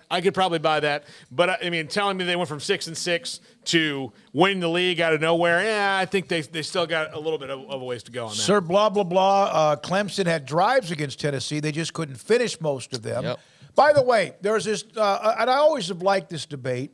Paul, you brought this up earlier that people are fearing that Georgia might win 3 straight. I look forward to I love dynasties. I really, no matter if you like Belichick, Brady, the Patriots, I think it's cool that they were able to constantly come back for more and also had heartbreaking losses too. In college football, there have been dynasties, many dynasties. Maybe none better or longer than perhaps Oklahoma in the late, 50s with Bud Wilkinson, and nobody's won 3 in a row. We know what Miami did or what Nebraska in the 90s did or others have done. Alabama in the last 10 or 12 years. Georgia's won back-to-back. What do you think considered a dynasty? Oh, I think a dynasty in college football now, or maybe always, because nobody's won 3 in a row. So if you are either have won 2 in a row or you've won a couple of national championships and contended for a lot of others over a period of time. Tom Osborne had a dynasty. Bobby Bowden had a dynasty. Bear Bryant. Bear Bryant had a dynasty. Saban has Barry a dynasty. Switzer had one. Barry Switzer had one. Newt Rockne, had one, right? That's going way back. But I think it has to be longer than just 2 or 3 years. No, but over. I say you have to. Yeah, you have to have. Kirby Smart's in one right now, right? So Kirby Smart's in a dynasty right now. He's in the midst of what could be a dynasty. Well, he's got 2 national championships, and he's been competing for others over the last 7-8 years. So I would say inside most years. That's why I said in the midst, because we don't know what the ending is. Inside most years of a decade or so. Like, I don't think they last longer than, like, you can have maybe a 20-year dynasty before maybe things change. Miami started in 83, ended after 2001. Yeah, so 22 years. Not even 18 years. Florida State had probably what could have been in the day of now where you expand the playoffs, 5 or 6 others that they would have played for, but it was always the game if they lost to Miami or not, and they still won, 2? Under Bobby Bowden? Yeah. And then also one under Jimbo Fisher. Oklahoma forever. A dynasty to me has to be elongated. I think they're in it right now, and I'll tell you why. They went 13-2 in 2017, won the Rose Bowl, lost the national title. Went 11-3 in 2018, lost in the Sugar Bowl, okay? Then turn around, 2019, 12-2, won the Sugar Bowl. 2020, 8-2, won the Peach Bowl. That was COVID year. 2021, 14-1, win the Orange Bowl, win the CFP. 2022, 15-0, win the Peach Bowl. So they're like in year 5 or 6 of this, because I think you start his first year they were 8-5, and they won the Liberty Bowl. So that's obviously not the kickstart of a dynasty necessarily, but it was, because since then, Rose Bowl, Sugar Bowl, Peach Bowl, Orange Bowl, Peach Bowl. And 5-1 in those games. What it was. It's now a part of the championship. 5-1 of those games, 2 national titles, 3 CFP appearances. So, I think it's not just that they won the 2 titles these last 2 years. It's before that, though, they were, in big bowl games or in 2017 playing for the title, just not winning it. So, I think that they're in year 6 or 7 of this thing, actually. It's just now you're starting to see the actual overall title start to come into play. And now that you've got a couple of those, and you'll be by far and away the favorite next year. By far and away. I know they got to replace Stetson Bennett, and they got some questions to answer, but, their schedule, they're going to be in the playoff. I don't see unless a bomb hits or something. I don't want to even say that. You know what I mean? But I'm just trying to say, that's how extreme something would have to be to not envision them in the playoff next year because of the road that they have in front of them. Yeah. And Kirby Smart, going back, if you think about it, he hasn't really been at Georgia for all too terribly long. He maybe walked into a situation that was a garden that was growing and kind of nice, but had some dead patches in it, and now he turned it from a garden into a cash crop because Mark Richt did a really good job at Georgia. Yeah, he did. Most schools would take Mark Richt's run at Georgia, but the problem is that Mark Richt was flying a little bit too, too close to the sun, but and his wings would get burned because there was always another school in the SEC who was that much better than him. They couldn't win the SEC title game. They just couldn't get over the hump. It was all this. Georgia was known like Clemson was known for a long time, and others, or Florida State for a while, Nebraska for a while. They were always really close, but they couldn't put it over the top. Couldn't get that. And then Kirby Smart has added to that, and now they are this juggernaut. I am curious to see what happens because it happened. One of those things is, what is a dynasty? How do you characterize Mac Brown's run at Texas? That's not a dynasty. Exactly. And his problem was in his own conference. You know what that was? It's a hell of an era. It was a great era, but they won 1 title. In that era. In his own conference, he had another team that was working on the same thing, which is often not the case. It is now in the SEC with now Saban and Smart. But if Oklahoma had won any of those other championship games after they won in 2000, they would be a part of at least the discussion. Yeah, they were. Had a bunch of opportunities. Yeah, had a bunch of opportunities. The Grueling Truth. I don't know the name of this site, but it's thegruelingtruth.com. College football dynasty. You don't have to agree with them. I mentioned Oklahoma. No team has ever dominated over 10 years like OU did. Bud Wilkinson. They won numerous national titles, 11 consecutive conference titles, and 3 national championships in that from 46 to 59. Notre Dame in the 40s under Newt Rockne. Miami, 85 to 92. We kind of discussed this because really they did fall back after that and then had some, I guess, wandering. Well, Well, they're on probation for a few years, and then Butch Davis came in and created the monster that was the 0-1 team. Alabama in the 60s with Bear Bryant, Nebraska in the 90s, winning 3 out of 4, 60-3 over 5 years, losing in one of those of the 5 years. USC in the 60s and 70s under John Robinson and John McKay. Yeah, they had a great run. Ohio State for 25 years from 54 to 77. We'll keep going. Alabama had one. Texas went under Darrell Royal. Army, Florida State, Paul, 87 to 2001. Sure it is. Oklahoma from Barry Switzer's years and on and on. And, of course, the USC run with Leinart, Bush, Carroll, among others in that time. So there's just a story, an article. Okay, over 20 years, LSU has won 3 titles, but none of those are dynastic runs because it's been under 3 different head coaches. Only one of which would have not have gotten fired, and that's Nick Saban. So, well, and how do you have a dynasty if the team in your same division's winning like double the titles under the same guy too? You know, like I guess you could compete. I mean, the dynasty means, like, to me, like, above all else. Yeah. And so that's, I mean, you got Kirby side by side with Saban now in Alabama. Yeah. I mean, but Alabama's, like, why are we even talking about Georgia's dynasty? Alabama's the one that's got the dynasty that's been rolling along. I mean, they're the ones that have had the near, 15, 20-year dynasty at this point. So that's where it starts. That's what we need to go back and start there. They won it in 2009 with Saban, and really even till today, they're still at an elite level. Yes. Yeah. So they're a dynasty. Now, whether you want to argue whether or not it's starting to show cracks or something, like I'm not all on board that just yet, but, Kirby obviously does change the game because this isn't just, a coach popping up and, you win one at Auburn and then you don't win another one since then, or you win a couple at LSU at different time periods, but they're scattered.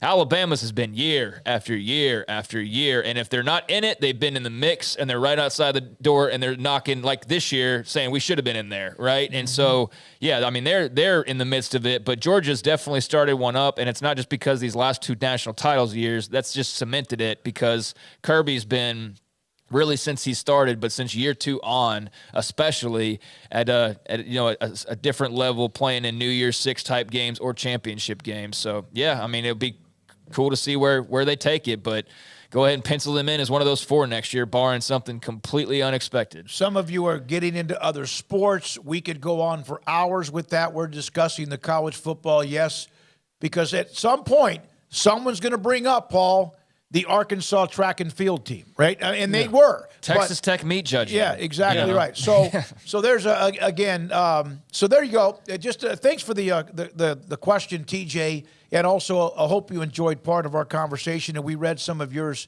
as well. Before Saban, 2 titles were a dynasty. No, they're again 95, 93. 2 Nebraska lost to Florida State. 93, 94, 95 won it again in 97.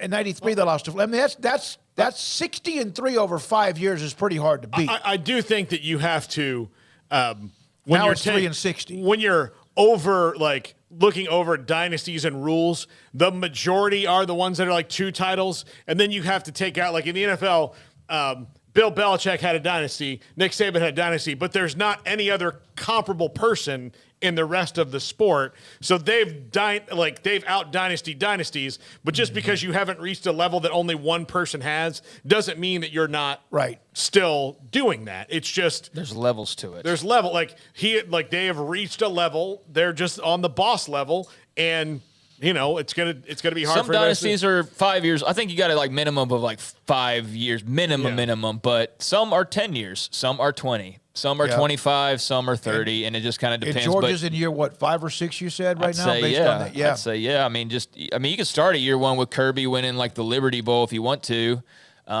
But I think really beyond that, I think second year honest. I mean, I just don't think that kick-started necessarily, but you could say that it did because that was the first year and it's led to everything that's happened since then. But I think when you really start looking at when they were making, a title run starting in year 2, playing for the national title, not winning it obviously, but making that appearance, winning the Rose Bowl.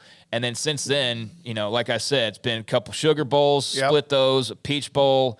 And then the last 2 years, obviously, have been as, great as they could possibly have been outside of just the one blemish on the record last year. But still, you were 14-1 in national champs and got your revenge. So, yeah, I think he's been at it for a good 6 years or so now, and no sign of slowing down anytime soon. Baylor saw the beginning of the eliteness of Georgia in the Sugar Bowl a couple of years ago, right? But when they were just better. I hate to tell you, that was 4 years ago. That was 4 years ago. They just turned them around like a pretzel, and they were really impressive doing it. All right, when we come back, Big 12 basketball this weekend, but some other notes in college football.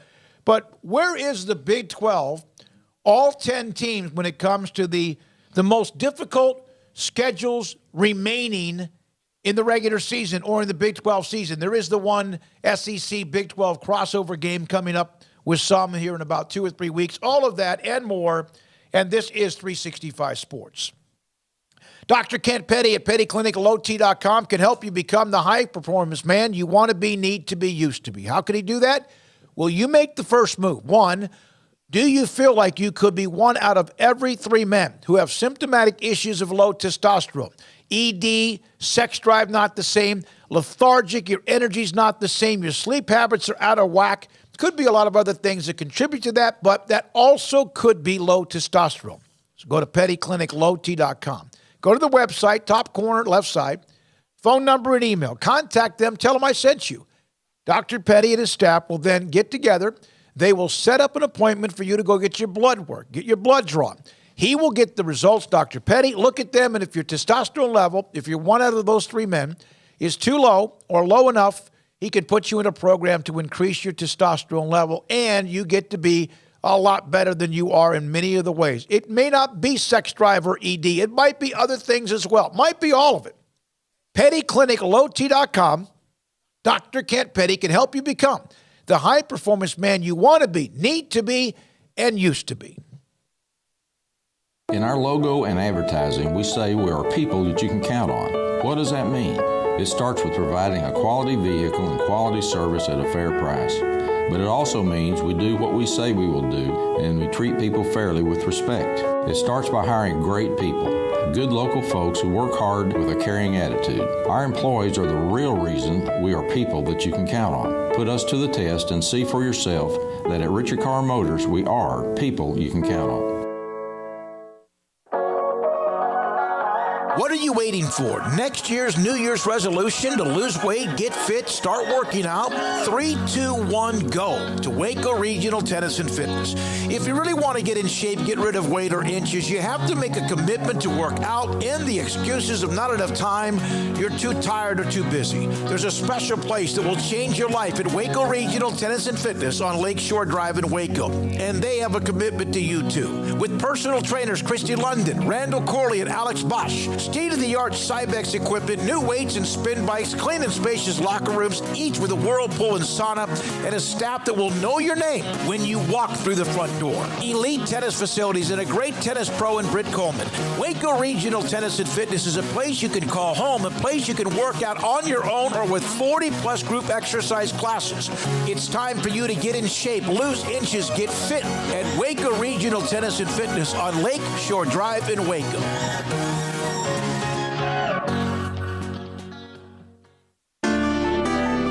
It takes time to reach goals.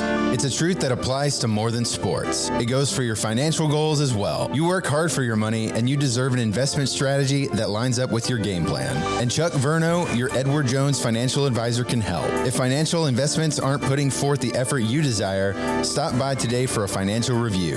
Chuck Verno, 720 North 64th Street in Waco, 254-732-1161. Edward Jones, member SIPC.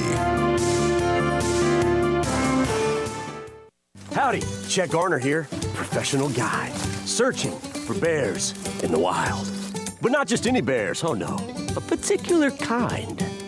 With hundreds of thousands roaming freely in the wild, yet still hard to spot unless you know the signs. There they are, Baylor bears. If you're a bear enthusiast or even a bear yourself, join me and let's find some bears in the wild.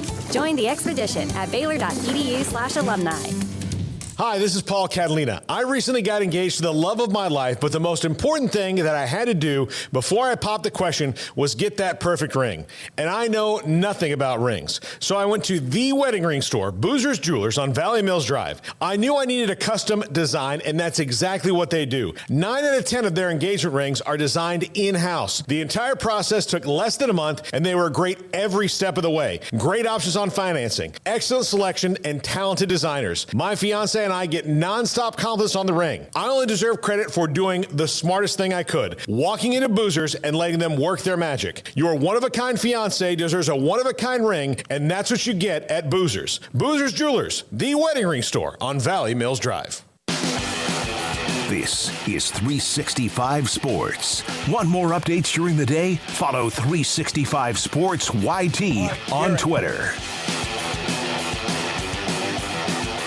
Baylor men's basketball tomorrow at home against Oklahoma State, a 5 o'clock tip at the Farrell Center. So here's a graphic. The Big 12 Conference, the toughest remaining schedules in the country, according to NCAA stats. 1 through 10, everybody is a member of the Big 12 in men's basketball. Yeah. It's they're just gonna. It's like again, like turning around, getting punched in the face everywhere you go, home, away, no matter what. Yeah. Look, I get that West Virginia is 0-4 and Baylor's 1-3, and you've got some teams like Texas Tech is struggling, but none of those teams stink, right?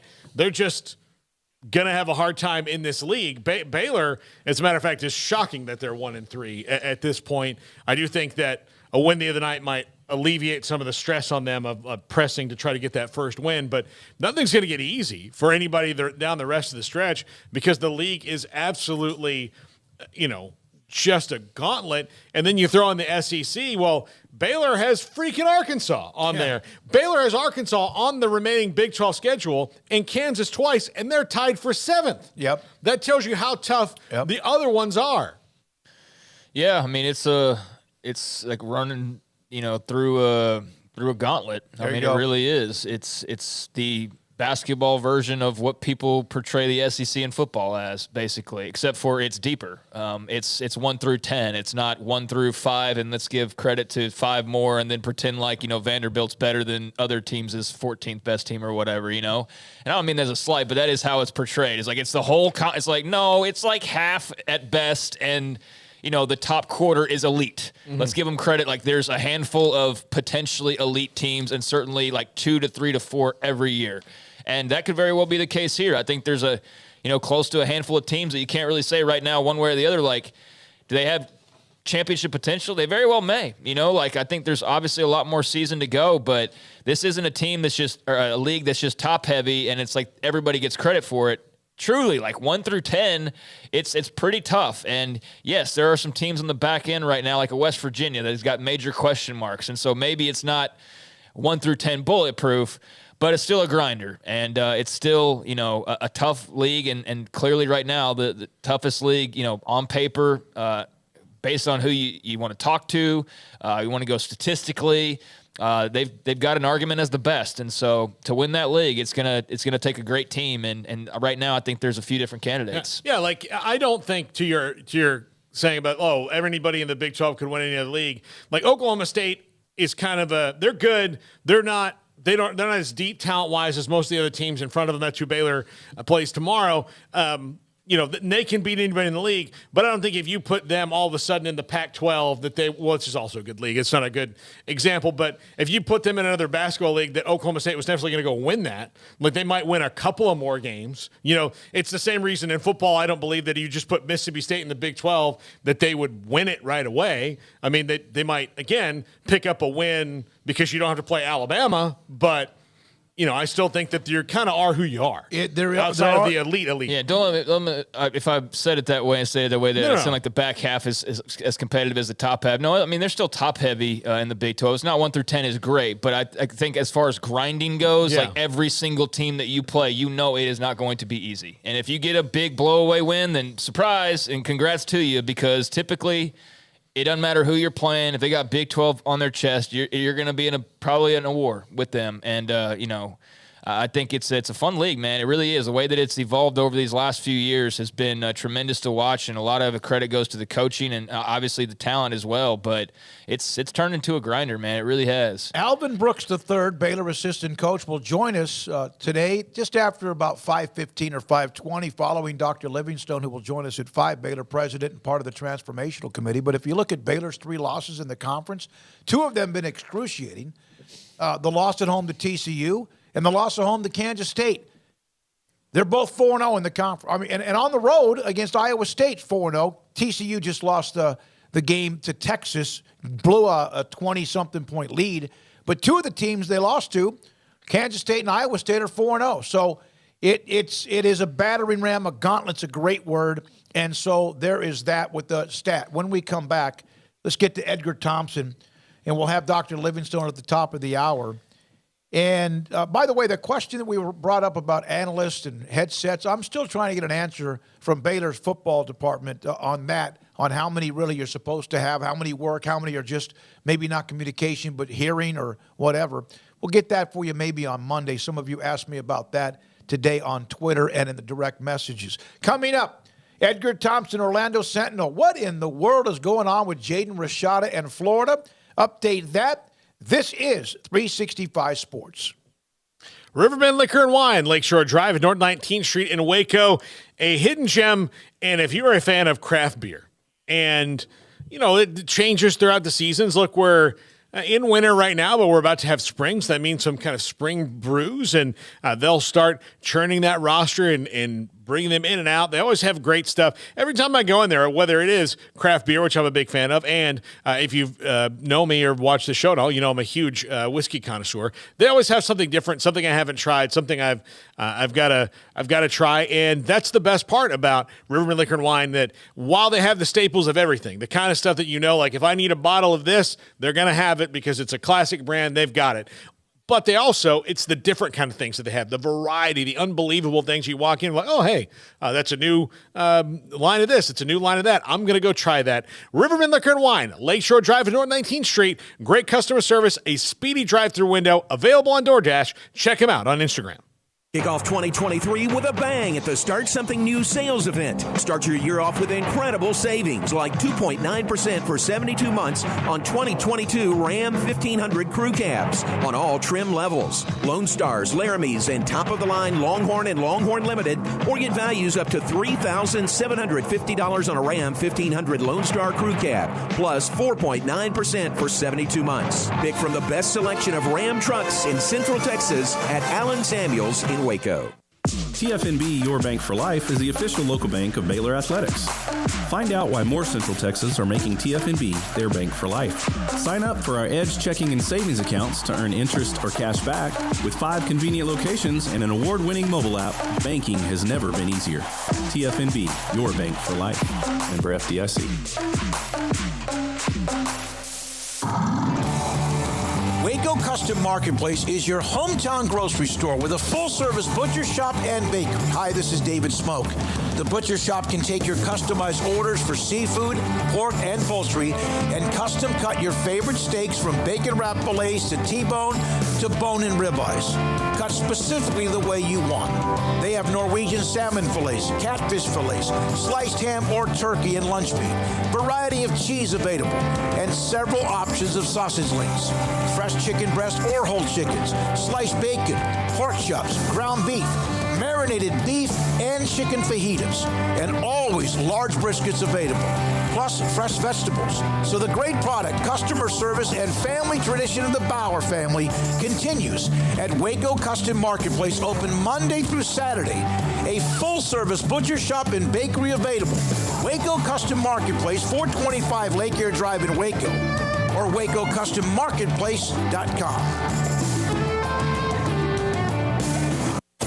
At Ideal MRI, we feel blessed to be part of the Waco community. We're a small family business here in Central Texas. At times like this, the cost of healthcare has never been more important. And unfortunately, significant illnesses and injuries still occur. And that's why Ideal MRI is open and here to serve you through this difficult time. So if you need an MRI, ask your doctor about Ideal MRI. You can schedule online in minutes at idealmri.com or call 833-IDEAL-MRI.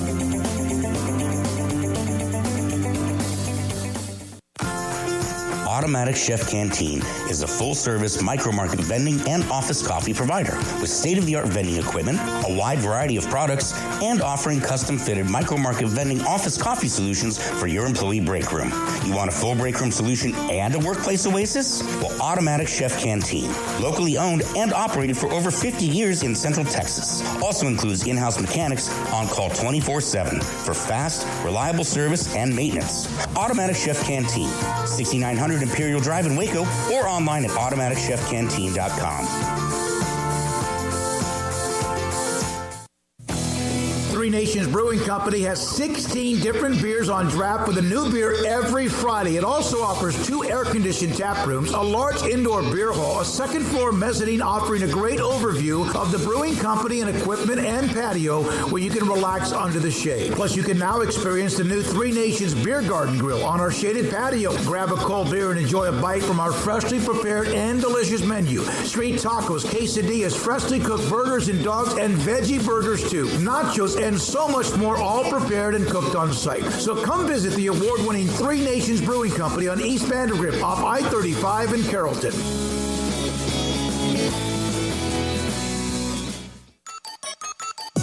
This is 365 Sports. Check out the 365 Sports family of channels on YouTube. Brought to you by TFNB, your bank for life. Edgar Thompson, Orlando Sentinel. He's been our go-to guy when it comes to the Gators, Florida, and much more when it comes to college football in the state of Florida. So, Edgar, thanks for your time. 365 Sports with Paul, Craig, and David. What is going on with Jaden Rashada and Florida? First off, hey, fellas, hope everyone's doing well. I tell you, it's a moving target. We were basically blindsided to start the week. So going back just even like 10 days, I won't go back to the very beginning. We'll get to that, I'm sure, as we go. But going back 10 days, I'm at the Under Armour game in Orlando talking with this kid with an infectious personality, really great, just energy about him. And you're like, man, this guy's going to be fun to cover, and he's heading up to Gainesville, and within 2 days, he's going to be, they're checking into his dorm on the 5th of January with all the other early enrollees. By Tuesday, it's clear by some of the reporting, not my own at that point, that he's not enrolled in school. And we're like, what? And then it starts to surface. It's because of a screw up with some NIL deal. So I start digging into this first thing Wednesday morning. And within like an hour, I found the right person, and I'm finding out that this was a NIL deal that they basically overpromised and underdelivered. The kid was in line to get X, but they started maybe asking for more. And I think potentially, Paul, they looked at the quarterback situation at Florida. They probably saw the way the season ended. They saw Anthony Richardson hit the NFL draft. They saw Jalen Kitna to Smith. They saw Jack Miller's performance in Las Vegas Bowl. They saw the fact that Graham Mertz is all the Gators could get out of the portal. And they're suddenly like in a position of leverage. Plus, they flipped from Miami, which was apparently had offered the kid a bunch of money, pushing $10 million. Suddenly the figure's up to $13 million apparently. Well, they have these collectives that put money together for the schools. They're a third-party entity because the schools aren't allowed to direct NIL opportunities and allowed, in parentheses, and quote. You got to think they're involved on some level, especially when it comes to the big recruits and the big money. And this thing, somebody involved in this thing somehow got this figure juiced up to $13 million. And not everyone was apparently on the same page. It was a right-hand, left-hand thing within a third-party affiliation. And then you have the whole, university and the football program and all this stuff not knowing what's going on either. And here we are. It's a total mess. And it's an embarrassing situation. It's a national story now. And it is, people were challenging that figure out of the gate. They're like, you're wrong. And I'm like, I stood by my reporting. I talked to more than one person and got this figure from a couple of very, very good sources, and I didn't hear a peep from anyone at UF, anyone with the Rashadas, anyone, and I was pretty confident at that point, and it's since been supported by the Sports Illustrated reported it, the Athletics reported it. It's just a mess. It's like the biggest, it's one of the biggest, like someone called me today and said, I'm not tooting my own horn because I don't agree with this. But like, it's one of the biggest recruiting stories there's ever been, because this thing could end up, God knows where. I mean, it could end up in court if the Gators are really with a signed document saying they're going to give this kid. I'm not saying there is that, but there's at least some sort of an agreement that this young man was going to get $13 million. And wouldn't you want your money if someone told you they're going to give it to you? Absolutely. Yeah. This all kind of seemed in it like there was going to be a school that was the first one that dealt with this. And was Florida maybe, like you mentioned, the quarterback situation, the fact that, look, Billy Napier in the SEC has a very narrow runway, even though he's the fourth coach after Urban Meyer, to get the Gators back on track before the fans will get tired and move along, that this can get kind of out of control. And you've got collective saying, sure, we'll give you $13 million, but that's a lot of money, even for a donor base like Florida, which has some big, big money behind it, to come up with for somebody who hasn't even enrolled or taken a class yet, much less attended a practice. Well, it's crazy when you think that a 19-year-old who's never thrown a pass in the SEC is going to be making more than some NFL quarterbacks are, and more than any coach on the staff other than Billy Napier. It's just, how do you galvanize a locker room? How do you create culture and brotherhood and these things that Billy talks about all the time? You're already creating issues in the locker room with the NIL by paying X player $3,000 a month and this guy $5,000. I mean, these young men are getting checked monthly, is my understanding, to play. And it's like, and then you get a transfer coming in, like this Baylor kid. Who knows what he's getting? He might be getting whatever. Let's just say $50,000 to sign. It's like, it's crazy. So then you're throwing this guy in the mix, and it's like kerosene on a fire. It's already like simmering. And then you got some kid who's never even like practiced, who needs to put on like 20 pounds. I mean, very good natural throw of the football, but we're not talking Peyton Manning in 1994 here. We don't know how good this kid's going to be. He's not a sure thing. And they got a 5-star recruit coming in 2024, DJ Lagway from you guys' neck of the woods, more or less, over there in Willis, Texas. And this kid's apparently better than Rashada. So where's I mean, it's like, it just doesn't make any sense that they would do this. But here, and you probably have another question, but here, let me just say one thing. Yes, you talked about Billy, and we can talk about the state of the program here, but this is how it went down, in my opinion, is that Florida looked at it at the start.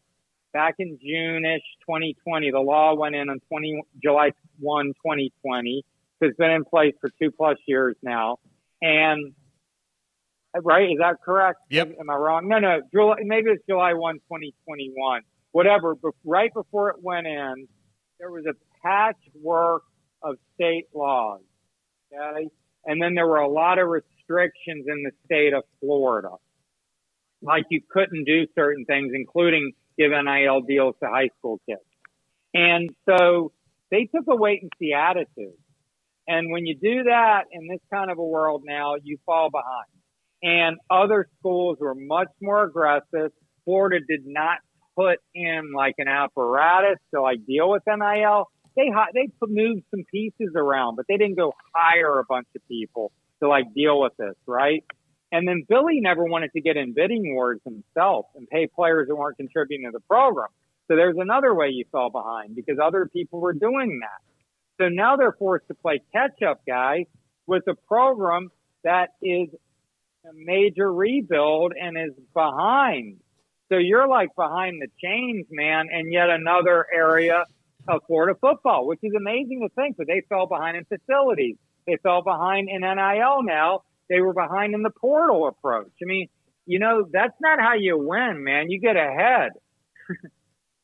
No, I mean, yeah, you're absolutely right. I mean, it's a messy situation. So, last I saw, now there's the stories that are out there today kind of updating, just this situation, but where are we as far as the latest from the Rashada side of things? Because, I saw it was a couple days ago when he requested it, then his father's like, no, that's not true. Where are we on that side of things with the family and last word with them? And, what can or do you think will Florida say anytime in the near future, if anything? Well, it's like, getting blood from a stone, getting information out of these people. And I get it, because they're probably trying to figure out what happened, though I have a feeling they have a pretty good idea what happened. There was miscommunication, there were promises and, checks written that, they couldn't cash. Not saying UF, but just like the collective and other ancillary, people that were involved in this whole negotiation. But the Rashadas claimed on Wednesday night a report that they'd requested his release from his national letter of intent was false, that they hadn't filed the request. They had not filed the request. That doesn't mean they didn't make a request for all the paperwork. They just hadn't filed it yet. So it could be semantics. Where that stands, I don't know. Okay? Mm-hmm. Now, today was the end of the first week of classes. You're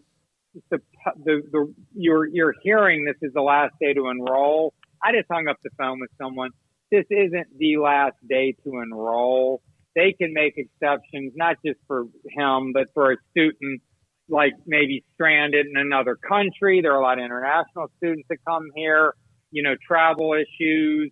Someone could have COVID and maybe had to sit out this week and is going to be back in next week and they have to do their classes. There are exceptions. It isn't just Jaden Rashada is a star quarterback exception. So he can still come here. The big question is, do you want him? Right. Do you want to bring in a guy? I joked his name should be Jaden Kardashian. I like the guy a lot. But, it seems there's some diva somewhere in this family, whether it's the dad, the kid, all of them. I don't know. And it's like, do you want to bring that here? Because does it stop? Is this the end of it? Look, we've all dated a woman who's probably a little high maintenance. We all like high maintenance women. Well, they don't stop being high maintenance even if you have a good week or two with them, right? It's the way it goes. So that's just like you want to, I don't know that you want to get in with the family. I'm not saying they're not great people, and maybe they end up here and maybe everything goes smoothly from there, and the kid's not going to be put out in front of the cameras till spring of 2024. Billy Napier doesn't allow his freshmen to speak anyway. We still haven't talked to Trevor Etienne, who was the star of the team last year. So he can protect him and keep him out of the spotlight, and maybe that's the way it's going to go down. But they need a quarterback. Bottom line, you're going into this spring with Graham Mertz, who was moderately impressive at Wisconsin at times, playing in a conservative offense, mind you, in bad weather. Maybe he'll flourish. He was a pretty big recruit coming out of Kansas in 2019. But that's all you're relying on. You got Ohio State transfer Jack Miller, who we saw him wasn't good. And then you got Max Brown, who's a kid from Tulsa, who's kind of a developmental guy. That's all you have in your QB room? I wouldn't feel very comfortable with Billy Napier trying to put consecutive losing seasons by the Florida program behind me. Edgar, we got exactly what we thought, and then even some as well. We appreciate you. It's crazy. It's where we are, and thanks for your time. We appreciate it. Have a fantastic weekend. We appreciate you making time for us. Always. Anytime, fellas. Appreciate you having me and listening. You too. Thank you from the Orlando Sentinel. Good stuff there. I just saw a note that C.J. Stroud has until a certain amount of time to declare for the NFL draft, and he hasn't yet done that. Now, that can come up at any time. Jacques Taylor, a good friend of ours, worked in the morning news for many, many years, Dallas writer and columnist, and does his own podcast. How much, hypothetically, then we break in Dr. Livingstone, how much do you think he would get if all of a sudden he decided not to enter the draft and go back to Ohio State? What would the minimum number be? Well, if the minimum to get Jaden Rashada, who hasn't played in the door, $13 million, is 13, that's where I'm starting if I'm CJ Stroud. Yeah, that's just because he has not committed yet to enter the draft. Yeah. It better be high because I'm looking at Trayvon Walker, the number 1 overall pick last year. Rookie contract, $37.4 million. Over what, 5 years? Is that what that would be? Yeah. And $24.4 million signing bonus. Yeah, there you go. So if you're CJ Stroud, you're what? If you're not going number 1, you're going what, number 2, number 3? I mean, you're going to be high up there. Now, I know there's other non-quarterbacks that can find their way in, and I know that quarterback might not be the number 1 overall pick. I mean, it depends. But, yeah, I mean, I think you're looking at, instead of looking at like the per year, I mean, what's the signing bonus? Yeah. That right there is a chunk of change, man. So if you're telling me you come back to Ohio State and get $5 million or sign a $20 million signing bonus in the NFL, see you guys. Sorry. No thanks to the grind of the college schedule. I'll go ahead and just go into the pros. So, yeah, I don't know. I think it'd have to be something crazy, like some crazy $10 million per and all sorts of like free car, free rooms, free plane ticket. I mean, and some of that's already free anyways for certain, like I know with families, travel is much different than it was just a few years ago. So I don't even know how all of that even works at the baseline at this point. I'm sure he's not paying for much of anything in Columbus this past year. So, yeah, I don't know. It'd have to be a large number, though, just because of that signing bonus. Trayvon Walker, right? Yeah. 4-year, $37.3 million deal. His signing bonus was $24.3 million, right? Yeah. An average salary of $9.3 a year, and obviously a lot of this money now is guaranteed. It used to not be that way. The signing bonus was your guarantee, and you could still have $15 or $18 million. When the Sam Bradford 5 years, $50 million deal went down, that ended a little bit later because that didn't go well. They then started to watch that and monitor that and kind of maybe dampen that a little bit more. When we come back, Baylor's president, Dr. Linda Livingstone, joins us on 365 Sports. Ideal MRI in the Central Texas Marketplace in Waco. It's worth your drive if you're not in the area. To drive up 90 miles from Austin or 80 miles south of Dallas or from Fort Worth and Dallas or anywhere because of what they can do. One, they have the state-of-the-art technology MRI machine that will find out exactly what is hurting you to the point where you cannot function because it hurts, it's painful, and you need to find out what's wrong. Your doctor brings up an MRI, you bring up Ideal MRI, and better than that, of course, it's nice to get the evidence, $497 is the cap. That's the ceiling. $497 every single time at idealmri.com. With so many companies and policies out there, it gets so confusing shopping for insurance, and I never know if I'm getting the policy that's right for me. Luckily, I met the team at the Niche Group Insurance Agency. With the Niche Group, you can go to one company and get access to coverage options from many insurance carriers, and you get to speak to a real person about your specific coverage needs. With the Niche Group, I know I'm getting the right coverage at the right price. If you need insurance, talk to the experts at the Niche Group at 1-800-258-8302. Stepping into a new pair of boots is great, but stepping into the boots of a U.S. Army officer can also add confidence and leadership skills to your son or daughter's career path. There are more than 150 occupational specialties to help them find the best fit for their future. See all the things your son or daughter can achieve in our boots at GoArmy.com. U.S. Army Waco Recruiting Company, 254-598-8131 or 254-776-1543. Pizza, burgers, and Bears football. There's no place around Waco that serves them all other than Bubba's 33. Come show your green and gold and enjoy some of Waco's best food and beverages while watching your favorite team, the Bears. When real Bears fans get hungry, Bubba's 33 is the #1 spot for ice-cold drinks, hand-stretched, stone-baked pizzas, and bacon-infused burgers. Join us for indoor or patio dining. Bubba's 33, Waco's restaurant and proud supporter of Baylor Bears football. Sick 'em, Bears. Did you know that 1 out of every 4 men have symptomatic low levels of testosterone and don't even know it? And if you think you're too young to worry about it, guess again. Low T levels can make you feel tired and grumpy, cause weight gain, and wreak havoc on your sexual desire and performance. Petty Clinic Low T can set up same-day blood screening and results, so if you're tired of being tired, I challenge you to man up and Google search Low T Waco or go online pettycliniclowt.com. It's a private clinic with an atmosphere catering to men. Affordable, only $150 a month, includes lab lab work, office consultation, testosterone injections, follow-up visits compared to $395 a month in Dallas or Austin, and you don't have to fight the traffic. Petty Clinic Low T as board-certified physician consultations will provide the best form of brand-strength testosterone available. Contact Petty Clinic Low T today. Just off Highway 84 and Old Hewitt Drive in Woodway, Petty Clinic Low T, helping men become the high-performance men they deserve to be. PettyClinicLowT.com or Google search Low T Waco.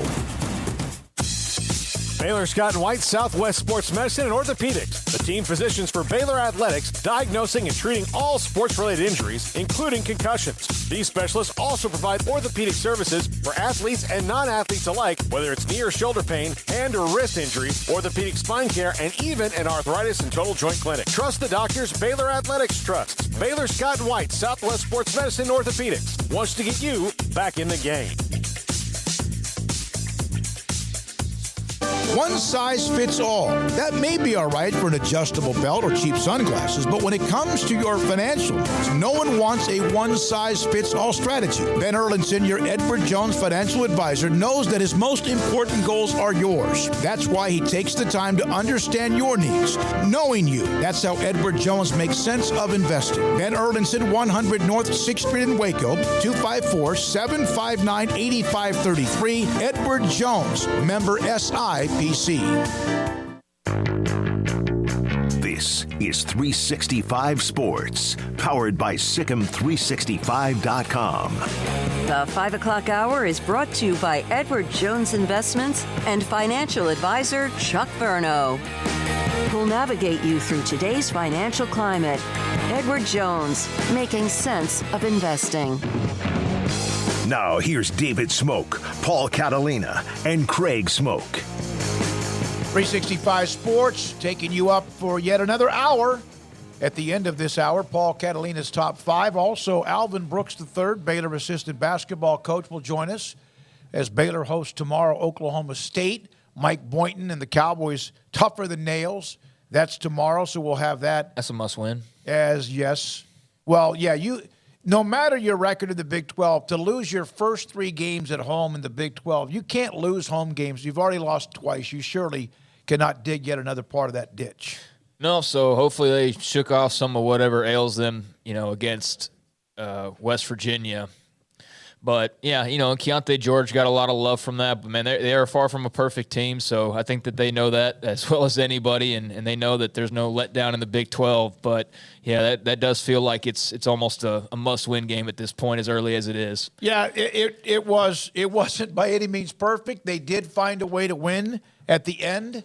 And, my goodness, 0-4, there's a couple of those teams, Texas Tech, West Virginia, Baylor now at 1-3, and they play Oklahoma State again tomorrow at home at 5 o'clock. So that's that. Baylor women losing last night at home to Oklahoma State, and that was an incredibly disappointing loss after winning a couple of games on the road against top 25 teams.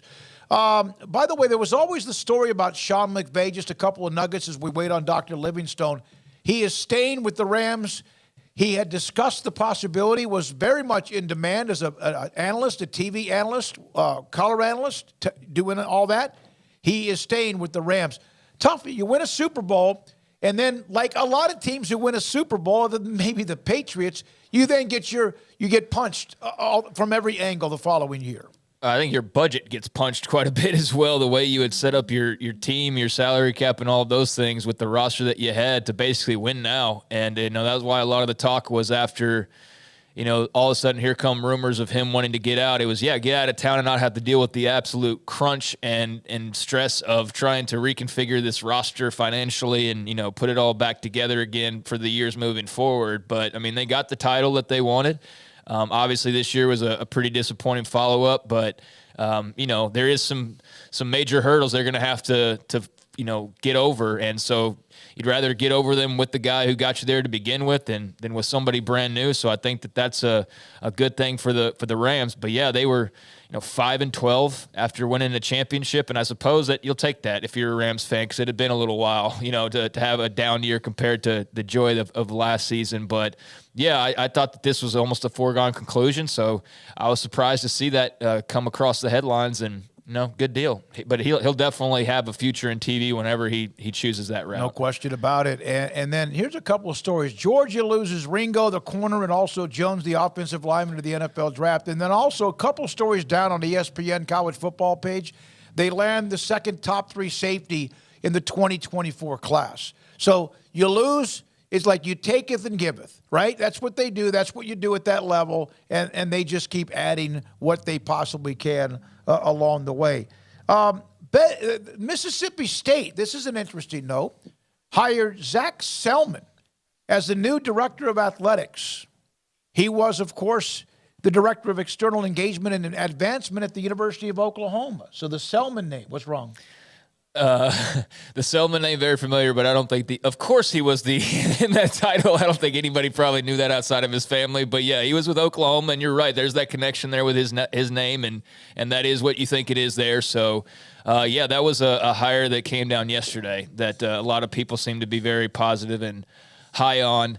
And obviously has that OU background because of those very strong family ties, but apparently a brilliant guy and, a rising star and, good hire for Mississippi State from all indications. I won't pretend to know, AD candidates the same way that I know like 5-star quarterbacks or something. But if you were putting star ratings, it seems like this guy's like a solid 4, if not, even potentially higher. So, yeah, that's awesome that he's having that type of career and still, will do some big things for Mississippi State. Yeah, Smokey, the of course there is a move that we in the business, or I've labeled and rest in peace, the Trebek, because sometimes he would say of course, and he didn't know. He just had the card. No, it's just, it would have been if that title wasn't so long, like of course he was at Oklahoma, but of course, he was the director for external engagement and advancement at the University of Oklahoma. So that's where this is our last show ever among the three of us. Smokey, you remember what I'm talking about? Like, you'd watch Jeopardy and Alex Trebek, like, they'd get the answer wrong, and he'd be like, well, of course, no, that was Foucault. Yeah. Do you know that, Jeopardy Alex? Jeopardy was a little bit above my mental pay grade, by the way, although I love that show. By the way, among the Selman brothers, he was the son of Dewey. It was Lucius, Leroy, and also Dewey. All right, one story involving, I thought this was already a done deal, but Craig, a note about Kansas football. Yeah, man, I thought this was pretty much a foregone conclusion as well. But Jalen Daniels officially coming back for the 2023 season. He is returning. He had a tweet that he titled "Still I Rise," and it had a highlight video that was accompanying it and all that. So he ended it by saying he was going to be back and said the job's not finished. So Jalen Daniels officially back in the Jayhawks. And I think that's one of those things that we're going to have to also get used to now is, kind of how we had to get used to guys with top 12 schools like a year and a half before they announce. And then, there's little things here and there that become like normal trends. And I think one of the new ones now is going to be guys who you had absolutely no thought of them leaving, now announcing that they're staying almost like it's a commitment. It's like, I didn't think you were going anywhere, but okay. You needed a highlight video to tell us what we kind of already knew. But yeah, that's great news for Kansas. It's official now. So that's good for them. And that'll definitely be one of those storylines heading into next season. What a bowl game he put on for Kansas despite the loss. Baylor Athletics segment brought to you by Richard Carr Motors, Buick GMC Cadillac, people you can count on. And Baylor President and part of the transformational committee, she was that ran it, the chairwoman of it, is Dr. Linda Livingstone of Baylor University with us now on 365 Sports. Thank you for your time. I know it's been a busy time for you in San Antonio, among others. Do you get the feeling that any time someone in any athletics, in college athletics or whatever, brings in the mix of that in Congress that people really just don't like to hear that? And your thoughts about that? Well, hey, David, it's good to be with you today. It's been a really, really busy week, but a good week.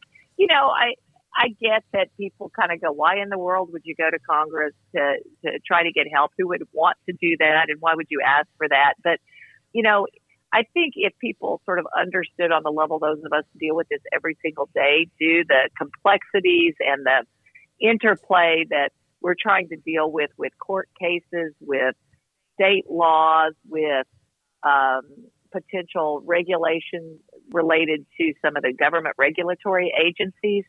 these aren't simple issues, and they're ones that are extremely hard to navigate. And as much as we would like to be able to always have solutions that we can put in place ourselves, some of this is complicated in a way it makes it hard for us to do what we believe we need to do. And frankly, some of the things people wish we would do without some collaboration with Congress. So, I understand why people ask that question, and I understand the skepticism over it. And it's certainly not the first path anybody would choose to take.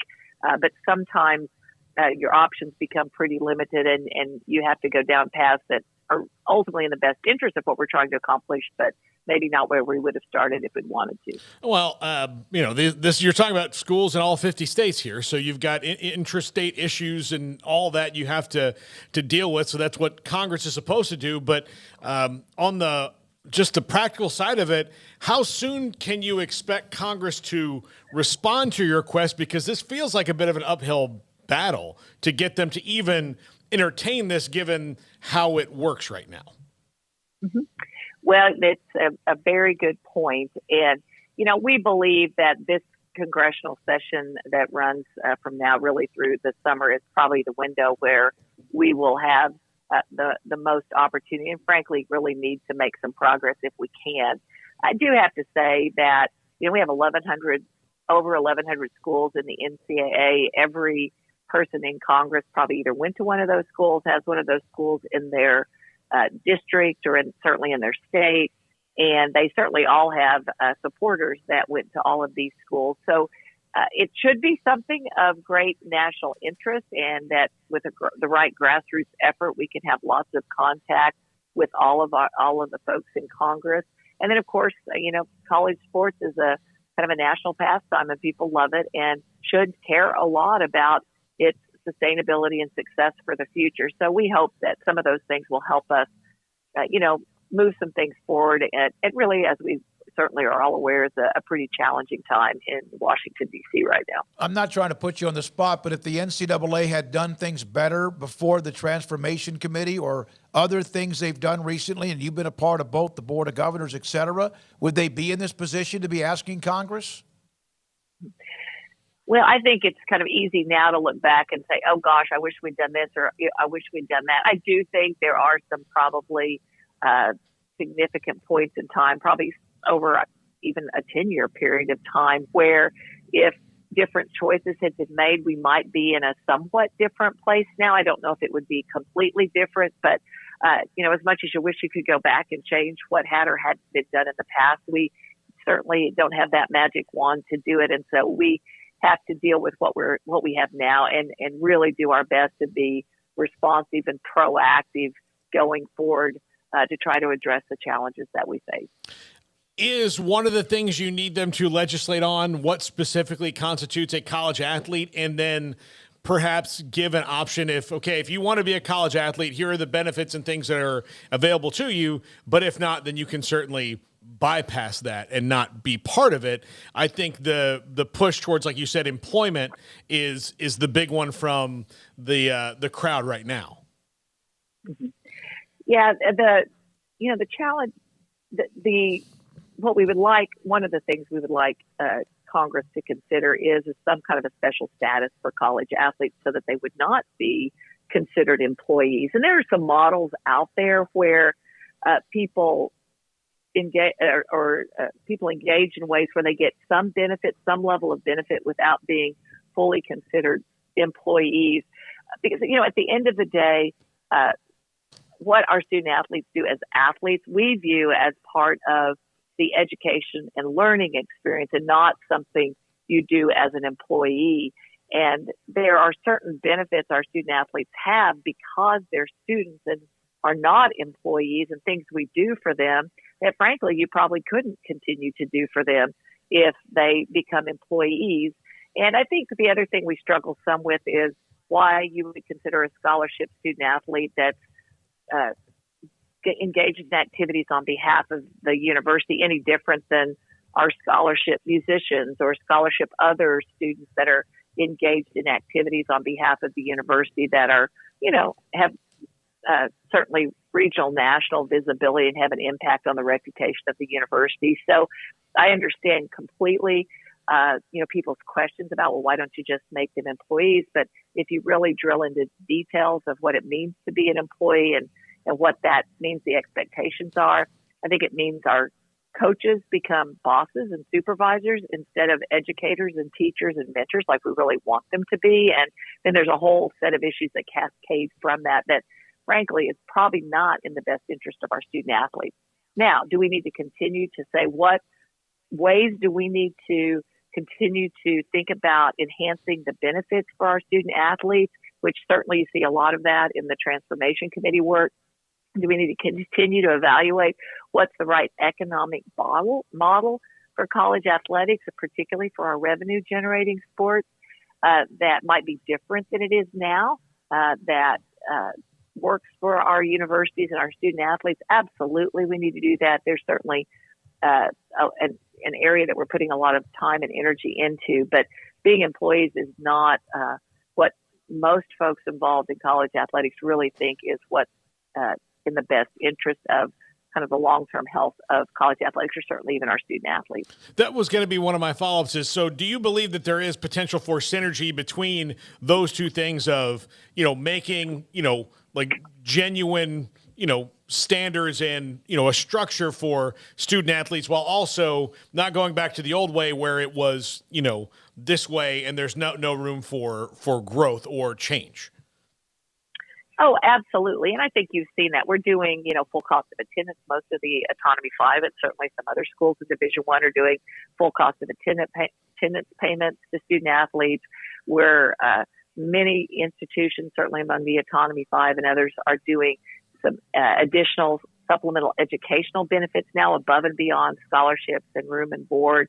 And so those have been really significant changes in recent years. And I think those are the kinds of things we have to continue to look at is, are there other ways we need to think about that could build on what we've already done and continue to support our athletes in the right ways going forward and maybe in more significant ways. Dr. Livingstone, you used the word imminent as far as college athletics. What do you mean imminent? Well, if you look at what's going on out there are several lawsuits that are pending that could have significant implications across college athletics. There are some state laws that are pending that could have implications. There are regulatory agencies of the federal government that are looking at some potential issues. And so, and now legal cases obviously take much longer to get through the system and certainly, in some ways don't have as immediate of an impact, but they certainly could over the longer run. But some of these others are shorter term. And so we really have to pay a lot of attention to that and work on how we address those issues depending on what happens in some regulatory agencies at the state level while we continue to work on a broader strategy, both internally within the NCAA, but then hopefully in partnership with Congress. I think the other thing that's really important here that I don't know that folks always think about is most of the legal cases, state laws, and so on have not been focused on only one division or those institutions that do generate the most revenue, even though those are the ones that are the most high profile and frankly have raised a lot of the questions and concerns that are out there. But for instance, an employment model, it would be hard to understand how you could have an employment model for, a Baylor football player and how is that different than a football player in a D3 school? They're doing the same work, they're playing the same game, they're practicing. And so a lot of these issues, and I don't think people understand, could have far-reaching effects all the way through Division I and into Divisions 2 and 3, and which could be really devastating for some of the institutions in this country that, are playing sports at a different level than we do at Baylor, but it's still great for those student athletes, great for their communities and their universities. And we have to be really thoughtful and conscientious of that as we address these issues, because it's not all about the Autonomy 5 or the Division I school. You mentioned that the representatives or those senators, whoever, have their own alma maters. Have you had any discussions whatsoever with anyone that may be a part of Congress that might be a part of perhaps the future in trying to figure all this out? Has there been any even show of interest on their part? There are folks both in the Senate and in the House that over, the last couple of years have actually, there's several bills in that have sort of been out there for a couple of years at the Senate level and then at the House level that and there have been lots of conversations about what's in those, what they look like, what are the things about those that make sense, what are the things about those that are challenging. So, there is interest and there's places to start, and certainly the work of the Transformation Committee and the holistic student-athlete model that you see in that is a very important part of that, because much of what you see in the holistic student-athlete model in some ways parallels a number of the things that you see in some of those legislative proposed bills that are out there, not because they were in those bills necessarily, because we think they're the right things to do for student athletes. So there's certainly been work done to talk to those folks that have the highest level of interest, but there's a lot more work to do. And frankly, it's got to be expanded to a broader set of folks on Capitol Hill in the coming months. Is that what Charlie Baker's, one of his big draws is as the new president, is his connection to that world? Well, certainly his political skill, being a Republican governor from a Democratic state and being extremely popular governor, and then getting big things done certainly played into that because he's lived in that world. But he also, even as a business leader before he became governor, took on really complex problems, solved complex problems. He loves doing that. It kind of energizes him. He also loves students and young people and values higher education, athletics a lot. So it's just kind of that combination of things, but absolutely his political skill and really the skill to listen, hear what people really need, and bring collaborative solutions to problems that really try to address the issues of people on multiple sides of issues. And so he's great. We are thrilled to have him joining us. He was at the conference at the convention this week, and he's going to be a wonderful person to lead the NCAA forward, and it's really going to be significant in helping us work through these issues. Dr. Livingstone, last question. We do appreciate your time today. Do you feel like that the Congress will actually sit down and talk with you? Yeah, I think they will. Now, it's hard to know where that will get us in the long run and how much of what we want we will get. But I do think there are people that want to sit down with us. They care a lot about these issues. And even in the midst of kind of a challenging time in Washington, I do believe we'll get an audience with folks to have these conversations. And then hopefully we'll be able to build a strong enough coalition across both branches or both houses to really be able to get some things accomplished as we go through this year. Thank you very much for your time. I know it's been a long week and also a busy week at the convention in San Antonio. Thank you very much, Dr. Livingstone. Hey, it's my pleasure. Appreciate the opportunity to visit. As always, thank you. Thanks to Jason Cook, Baylor University, for helping to set that up. The annual convention was Thursday. And again, bottom line is that in part of the story from Nicole Arbach in theathletic.com was at the same time that Livingstone's loud and clear message came on the same day the new NCAA president, Charlie Baker, the former governor of Massachusetts, introduced to the NCAA membership, political background, history of bipartisan success, strong selling points in his hiring in the first place. Yeah, I mean, that hire makes a lot of sense. And, yeah, I thought that was interesting to listen to and get her full perspective. And you guys asked some great questions. When it comes to politics, my brain just goes, and so I just don't know how to word what I'm trying to say. And so I stayed out, and I felt like that went very smooth as a result of that. So good job on y'all's part. Yeah, I think the struggle, honestly, because and like you said before, I follow this stuff pretty closely, not really with much enthusiasm I used to when I was younger, but before when the world kind of made more sense. But right. I'm struggling with names that you would want to get in front of that are not going to use you as a stunt. Oh, well, and that's probably when they get in front of some of these people that might have a way to get this out of committee into voting, like really get some legs on it. Who is not going to use you as a stunt? Who is not going to do that or do it just because it looks like what they should be doing and actually help you garner support, whip votes and things for this. That's the most daunting thing, in that I don't know of the 535 members, who you can really say this is a person who wants legislation legitimately passed or who wants to be on a microphone. Got to set yourself up to be used, basically, absolutely, by the right person to get what you want. Ultimately, as greasy as that is, or as much as you probably don't want to have to do that. That's sounding like your only option is like who can best use us to get what they want, but also in the end get us what we want. And that's kind of where they are. I'm telling you this, and I know some of you in the chat room, and even the responses to Nicole Arbach and the quotes, or what Chris Vanini put out there yesterday.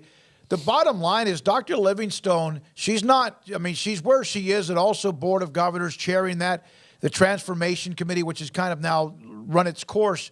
To sit there and go and say, and I'm not saying it because she's from Baylor, I don't care if it was UCF or if it was Wisconsin, but to sit there and say that we need Congress's help, you knew there was going to be some, oh my God, but at least you're trying, and whether it ends up at a roadblock or not, I don't know, but maybe that's the only answer, and if that's not the answer, then a lot of that Armageddon we've heard about and chaos will only continue. And that's the thing is, like, you may not like it, and I've certainly had my 2 cents on just how repetitive it all sounds, but if your only way to climb out of a hole that water's like filling up in is to, have this one very thing, then that's the one very thing that you have to have, and anything else is not going to work. So if this is the one thing that is going to get them out of this hole with water filling up to their chest now, is this one ladder that this person has, then that's what they have to go for, because they don't have another option. There's not somebody with a rope that's going to come flying in. And there's, this is the only way to get out of this hole is this route. And so that's,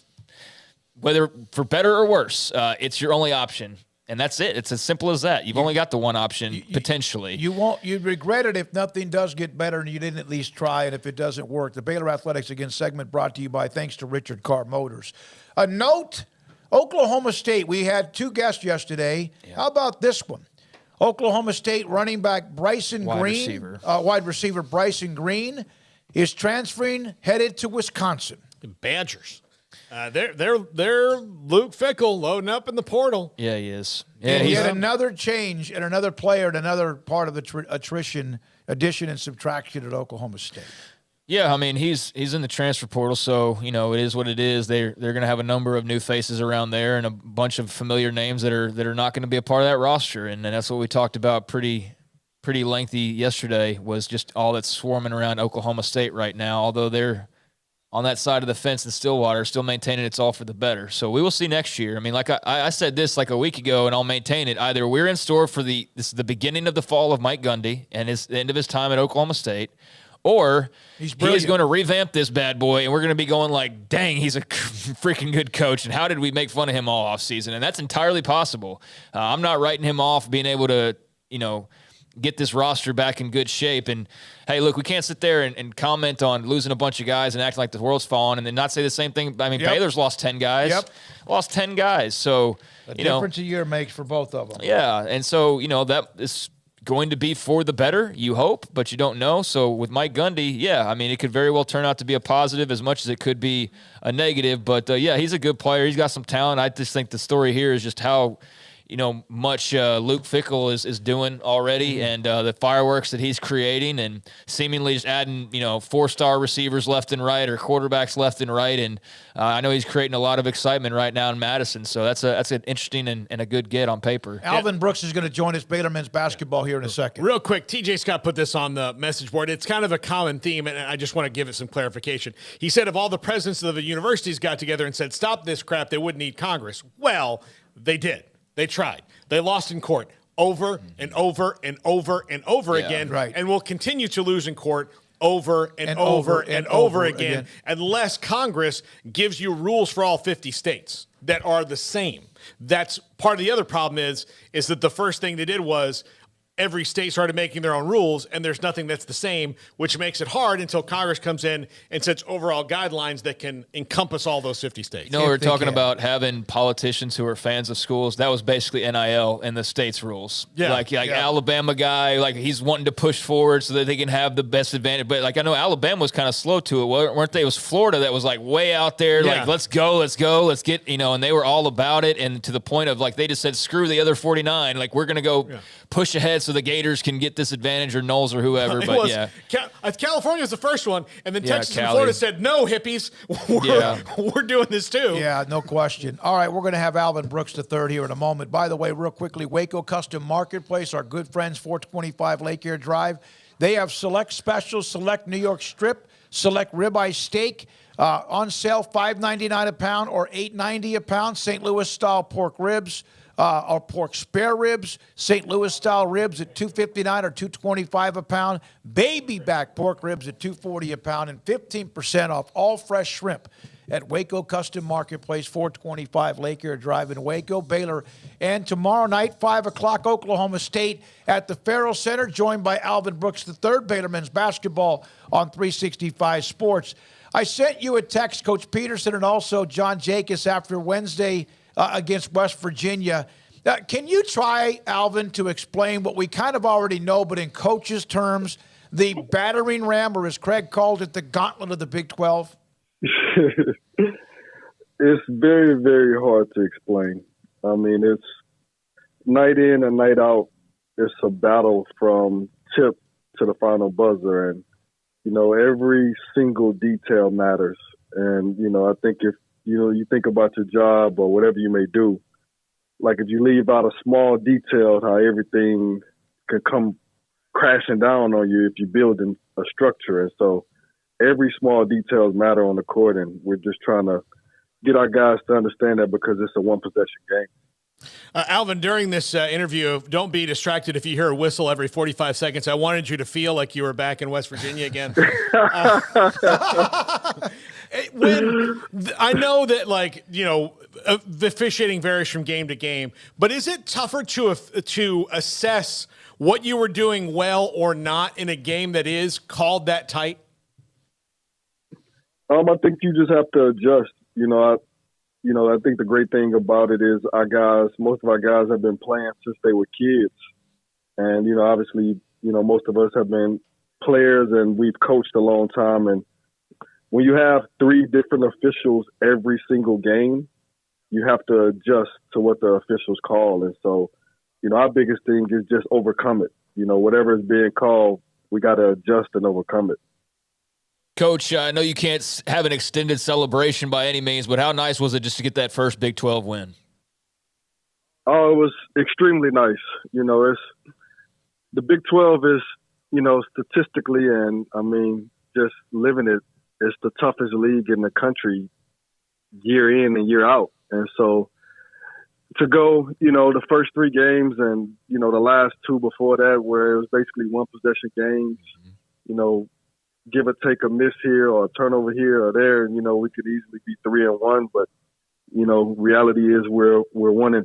So in order to get that first one, it was it was a great win. You're going to lose in this conference. There's no question. What you guys did and what at times Kansas has done is just exceptional. But you've lost twice at home. Tomorrow night is at home. The 2 losses at home were excruciating. Can you afford to lose 3 games at home in this conference?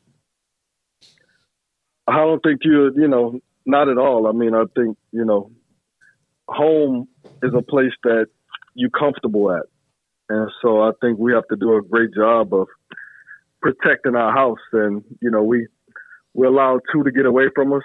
And I thought Coach Nunez did a great job of, explaining to our guys that, when you're at home, literally you don't allow anybody just to come in and just keep taking things without, it being a problem. And so we got to have that kind of mentality tomorrow. You, outside of TCU and Kansas State, you've had those games this year, though, that you've won, that you've closed well in tight spots. You did it again on Wednesday night. Was Wednesday night maybe you guys remembering how to do that again? Because you do have a team that, because of injuries and whatever, has not completely played together as much as maybe you would have in another season. Yeah, I think, we don't have even though we have some guys that have experience, they don't have Baylor experience.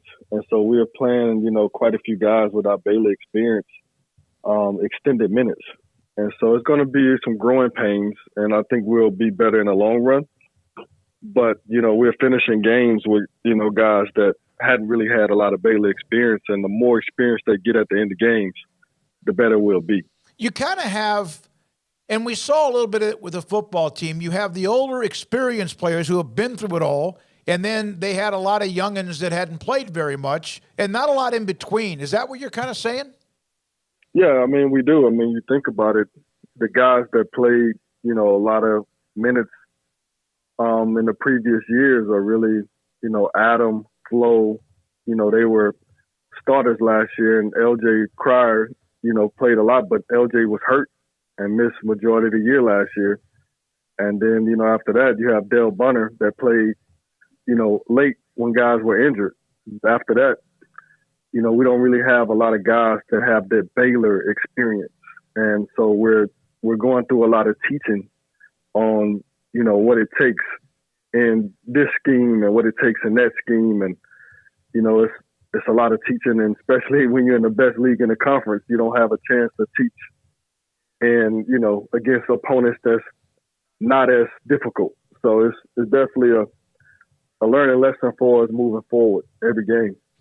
You guys have a lot of good scores, and you have guys who can play defense, I know, and that's been your signature for the last few years is the defense that Baylor has played. Is part of that because you had this attitude on defense where if a guy was 0 for 5 in the first half, as long as the guy he was guarding was 0 for 5, then everything's fine. Is part of that experience learning that, 0 for 5s happen as long as you can create one on the other end? Yeah, I think that's something that, we've been trying to figure out. Defense is, you have to be connected as a unit on defense. And, I think that's something that we're growing as right now. We're nowhere close to where we will be. And I think that it's a mindset and an effort. And, I just think our defense is totally different than a lot of different defenses. And so you got to get used to the rotation, and you have to communicate. And, I think that's something that we're getting better at every day, but we're definitely not there yet.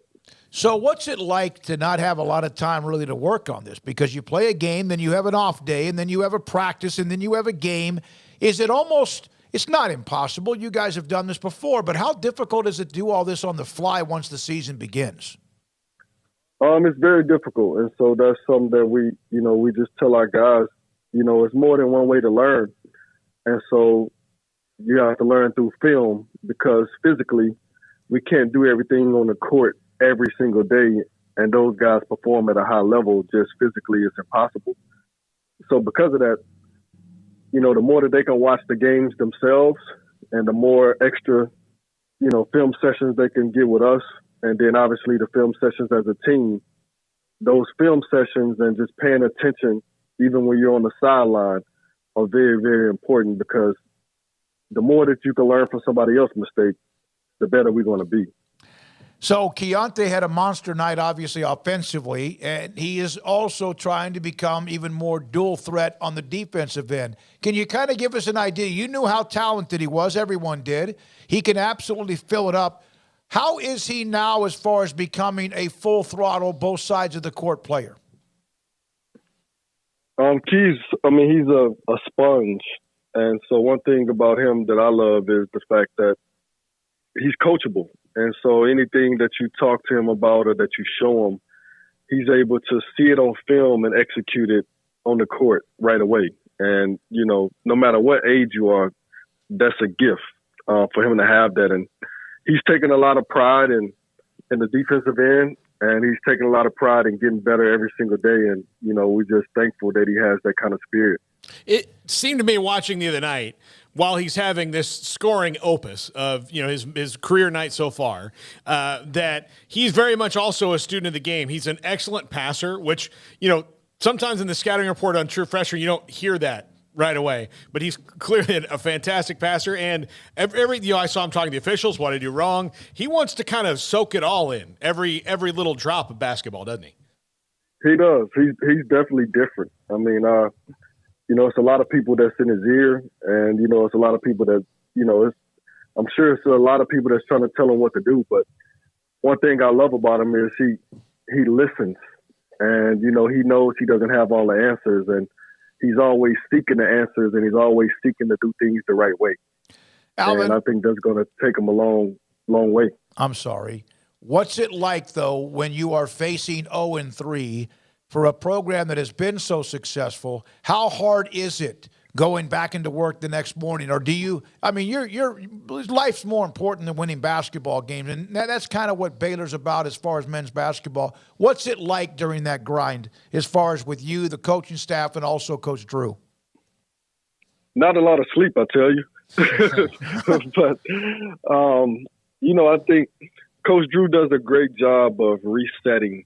I mean, obviously, after a loss that the rest of that day, I could only speak for myself, but I struggle personally, and I try to look at myself in the mirror like, what could I have done as an associate head coach to help our program? Like, is it a defensive call that I could have called, or a substitution that I could have helped us talk about, or whatever it may be? I always look at myself, and then, to be honest, I watched every single defensive possession from conference, every possession more than once, just to see, okay, our defense is not where it needs to be. What can we tweak a little bit to make our defense better? And I know every staff member kind of did the same in different aspects to help us. And so it's a lot of film, a lot of communicating with one another. And, we all have belief in each other. We all know that we're all elite at what we do. And we just got to figure it out. Was Saturday as emotional for you as it was for Coach Tang and Coach Rhule? Oh, yeah. Coach Tang is the reason I'm at Baylor, to be honest. If it wasn't for Coach Tang, I would not be at Baylor. And he's kind of like a uncle to me. I mean, Coach Tang, he came to my wedding, and this when I was, heading to K-State. I mean, that's how much I feel about him. Him and his wife, Ray, were invited to my wife and our wedding. So they're a big part of our family. His wife is close to my wife, and, our kids love their kids. And so it was tough. Thanks for your time. Enjoy getting some sleep tonight, and then also see you tomorrow at the Farrell Center. Huge game to try to get a home win and a Big 12 win. Any of them are good against Oklahoma State. We appreciate your time, Alvin, as always. All right, thank y'all. You too. Alvin Brooks III, Baylor associate men's basketball coach, on the challenges of trying to dig out of a hole. Oklahoma State, no game a gimme by any means, no matter the record, because Baylor themselves are 1-3. Well, they're in a funk themselves. Oklahoma State's losses this year, for the most part, are to pretty good teams. Kansas. Yeah, they've lost to Kansas. They've lost to Texas. UConn. They've lost to Illinois by 1. They lost to Texas, Virginia Tech. Yeah, they're not Kansas State. So they're losing to people who most everybody loses to. So they're trying to find themselves. They don't have the scores that they've had in the last couple of years. And I think that's the big issue that Mike Boynton's dealing with right now. All right, when we come back, we will hear Paul's top 5 at 5:55 to wrap up, of course, the week that is of here on 365 Sports. Kick off the new year at the Start Something New sales event. Get up to $2,500 in total values and 1.9% for 72 months on the new 2023 Jeep Grand Cherokee Limited with second and third row seating options. The Start Something New sales event is happening now at Allen Samuels in Waco.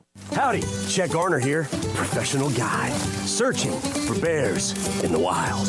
But not just any bears, oh no, a particular kind.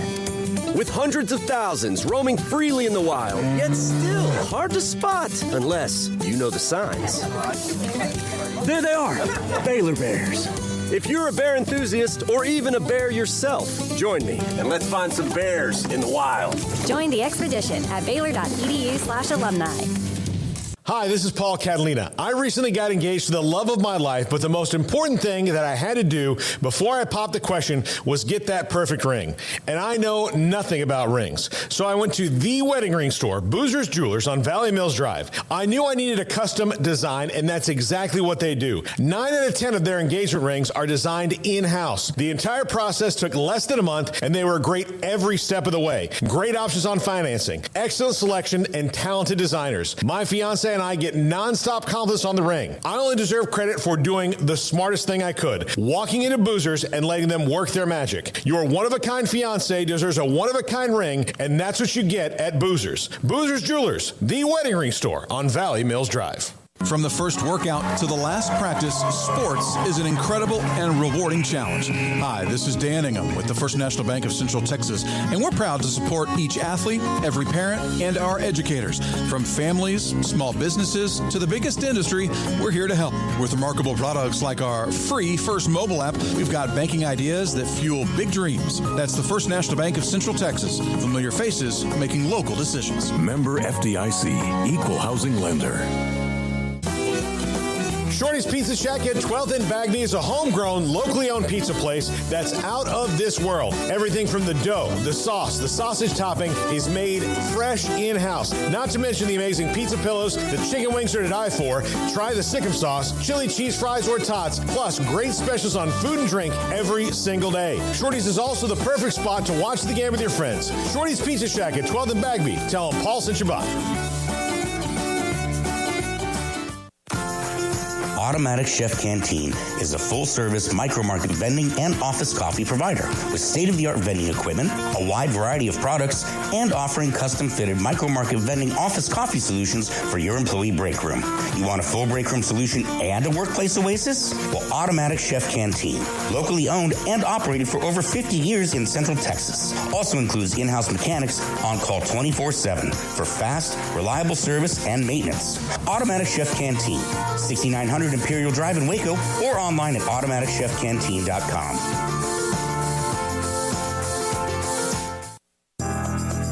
Riverbend Liquor and Wine, Lakeshore Drive and North 19th Street, right behind the bank, is a hidden gem in Waco. If you're a fan of bourbon, especially local Texas bourbons, that's where you gotta go. Balcones, TX, Devil's River, whatever it is, they've got it. Riverbend Liquor and Wine, plus the best selection of craft beers in Waco, seasonally churned out throughout the year. Whether it's spring, summer, fall, or winter, Riverbend Liquor and Wine, best selection of craft beers, a speedy drive-through window, and excellent customer service. Find out more on Instagram or just go by and see them. Lakeshore Drive at North 19th Street behind the bank.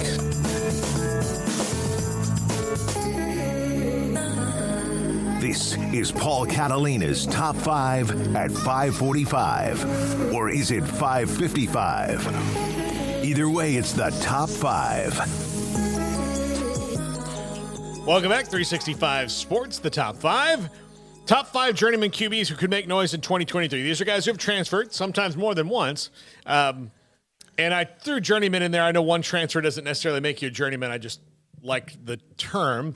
Number 5 is Alan Bowman. And I wasn't going to put him on this list. I had thought about this list yesterday, and I had 3 of them kind of already set and was going to do some research on it. And then we had Robert Allen on the other day who reminded me that Alan Bowman had at Texas Tech a couple times where he lit it up statistically. So even though he wound up at Michigan and that ultimately maybe wasn't the best decision for him playing time-wise behind Cade McNamara and J.J. McCarthy, of all the, this would be the most dark horse one for me, but Mike Gundy in the offense. He can throw it around, man. He can throw it around. I mean, he could really make some noise, although the team around him seems to be falling apart. But, we'll see how Oklahoma State reacts to that overall.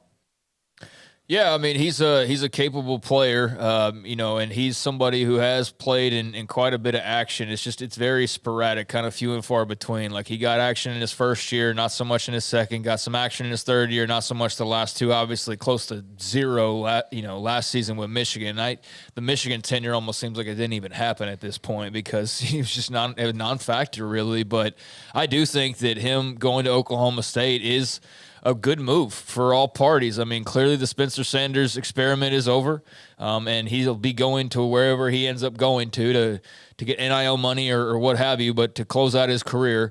And they had to make a move when they decided, hey, we're not going to run it back all over again. And so, there's a lot of quarterbacks that are out in the portal, but, I mean, this guy knows the Big 12. He can sling it around, like you said. He's played in a ton of games at this point. He's got to be hungry as hell to play football again because he just kind of had to sit back and watch last year, and he'll be the guy. So, yeah, I think it's a confidence boost and a great opportunity for Bowman, and I think it's a needed move and one that could work out very well for Oklahoma State. Yeah. Number 4, Jack Plummer at Louisville. Transferred from Cal, but he's been a couple places. He was at Purdue with Jeff Brom before. Transferred to Cal, now is at Louisville. And that's a roster in Louisville that does lose Malik Cunningham, but I do think upgrades a head coach and brings back a few guys who closed the season out pretty well. I kind of like maybe Jack Plummer to make some noise with his old coach, helping have a veteran presence before Louisville kind of establish itself in whatever it's going to be in the ACC. But, he knows the system. He can kind of hit the ground running. And I think this is someone who people may not have thought about for a little while, but going and playing with Brian Brom, a coach of Brian Brom, well, probably, but Jeff Brom for sure. Well, no, he's there now. He's there now, Brian. Yeah. Yeah. So the Broms, all together. That sounds good. Yeah. You give me a hamburger. Yeah, a hell of a hamburger. Milkshake. Some ice cream. When's the last time I went to Brahms? It's been a bit. Never. It's never? Never. You've never been there, huh? Never. Look, the furthest one south is only 30 minutes from here. So. Oh, yeah. Are you a thumbs up, thumbs? Yeah, that's right. That's an OKC thing. Jack I forgot. Brahms. Oh, man. Just. I bet I've been there 3 times, and I think once for a burger and twice for a milkshake. Well, Garrett, we just made Emery get homesick. I know where we're stopping on the way to the airport. That'll work.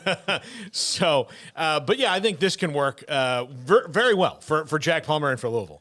Yeah, I mean, he played quite a bit this past season, obviously threw for a lot of yards, 20-plus touchdowns, 9 interceptions. So there's something to work with there, certainly. And a guy who, is, like I said, has got some experience, has got some time under his belt, and, should be able to come in there and get to work right away. Number 3, Tyler Shuck at Texas Tech. The way this guy closed the year, I've never seen a more of a 180 from the first pass he threw in the season against Baylor I don't know if that's the first one, but the one he came out and threw against Baylor that was just an absolute duck. And calling it a duck is almost an insult to ducks. But to where he was at the end of the year and the way he was playing confident, zipping the ball in, making plays with his feet, I really think this guy could really light up the Big 12 next year. Yeah, he's a good player, and you could clearly see there at the end of why he was their choice to begin with, and why it was not Baron Morton or Donovan Smith. I mean, Oregon saw something in him way back in the day. That's where Tech obviously plucked him away from, and the type of offense they run up there. But yeah, he's a dual threat, and I thought really. As much as anything, like if they had won their bowl game with Donovan Smith or Baron Morton, I think there would still be this excitement. But the fact that he looked how he looked, I think makes them feel differently about it. If that makes sense. 100%. Yeah. That's I'll tell you what. I don't know about the fan base because they're pretty excited anyway. It made me sure as hell take notice. Yeah. It really did. Yeah. He played well. Number 2, Joe Milton at Tennessee. This is a guy who has kind of inexplicably lost starting jobs at Michigan and Tennessee because of his talent. I feel confident saying, as a person who watches as much college football as I can personally take in, that there is not a quarterback in the country who can throw the ball like Joe Milton. His arm is something unique and special. He has a howitzer on top of a cannon on top of a nuclear weapon for an arm, but he has not been able to put that all together. He's like a young pitcher who can throw a 99-mile-an-hour fastball, but you don't know where it's going. Oh, don't dig in, like that kind of thing. But in the Orange Bowl against Clemson, he had these moments where it wasn't just the deep passes, which you watch him and you're like, well, if I was the DB, I don't know why I'd be running this far. But then you see him do it. But it was also the intermediate things, those things that worked out well. And maybe Josh Heupel's the guy who can get it out of him. I hope it is, because that was really fun to watch in the Orange Bowl, what he was doing. I hope he can. He's a one-year guy, and then, they've got, a guy they paid a lot of money for coming into Tennessee. Allegedly. But Joe Milton, to me, and not a Tennessee fan, but someone I'm rooting for, because I really would hate to see all that arm talent go to waste. Yeah, I'm going to say this now because I've been saying it. I am Liava. Iamaleava. So there we go. He and DJ are going to make me Nico Iamaleava. We saw him on the sidelines at the bowl game. He was in, jersey, street clothes, just hanging out. But I thought that was cool. Like, I don't know how much I've really noticed that before. Has that always been the case when you had the early enrollees just decked out on the sidelines? I haven't paid attention. I haven't really noticed that either. So wait a minute, you're talking about at the bowl game? He was at the bowl game. And in a Tennessee uniform? But not like dressed out, but he had a jersey on and he was hanging out on the sidelines because he had early enrolled. He was early enrolled, and the way he graduated, he was in the bowl practice. Yeah, he practiced. Man, but he couldn't play. Plus some semesters start earlier than others, depending on the different parts. I think he actually was technically graduated from high school. Would that not have been in the middle of the with all the fall. chaos in college football? I just wish that he could have had a chance to play and throw 3 consecutive passes for a touchdown. I mean, they might pass Twitter that would soon. explode. They might pass that soon. Yeah, but I mean, no, he's obviously highly heralded. Allegedly. Could be a high dollar guy through NIL. Certainly appears so. And yeah, I just thought that was weird because I just don't recall seeing a lot of guys like in the bowl, prep and sitting out there on the sideline during the game. I just thought that was really unique. And I'd wondered if I was just making up stuff in my head. But I mean, yeah, he'll certainly be the guy that if Milton stumbles at all, I'm sure they'll be clamoring. But he's got the tools, he's got the size, he's got the smarts, he's got the arm. So I'm excited to see what Joe Milton does. And if anybody could, squeeze out all that they can out of him and that talent, I think Josh Heupel's as good a candidate as any. Yeah, because I'm not a Tennessee fan. Again, I want to see this guy throw 70 touchdown passes because every time the ball comes out of his hand, it's ridiculous. It's unbelievable. Yeah, he's got a howitzer's the perfect way to put it. Absolutely. Number 1. Spencer Rattler. We kind of forget about Spencer, but closed the season really strong. Now, lost a lot of weapons, both tight ends, running backs, wide receiver. The defense has changed. But if you're a South Carolina fan, I think you have to be as excited about the program going forward with Shane Beamer as you have in a long, long time, and Spencer Rattler, a quarterback who is as talented as anybody you're ever going to have. So we forget about Spencer, but toyed a little bit there at the beginning of the season with South Carolina, but closed really, really strong. Big wins over Tennessee and Clemson. So the bowl game against Notre Dame, let's not talk about that. But he did close the year pretty strong, given the fact that I think a lot of people kind of put Spencer out of their minds. But I do think if they have the right fix around him, I mean, we're going to see his talent there at South Carolina. He's got to cut down on the turnovers, though, man. He's a turnover machine and had by far his career high last year. But no, I mean, there were that's the thing watching him, right? Is like one. I don't know. I think I've heard this said about quite a few players probably over the years, but I think he's like the definition of one play looking like all-pro Patrick Mahomes, and the next play looking like a dude who won't sniff the league and will be starting in the XFL. Mm-hmm. You know what I mean? Yeah. Like he does some things that are brilliant. Like, wow, look at that arm talent. And then he'll do something like make a decision. You're just like, what are you even attempting to try and do here? I think it's because, Craig, he has a chance and can, and I use this term too often, confidence. Throw a football through a keyhole. You're right. No, you're right. But he's got to realize at this stage of his career, no, you can't. No, you can't. You threw 12 of them last year.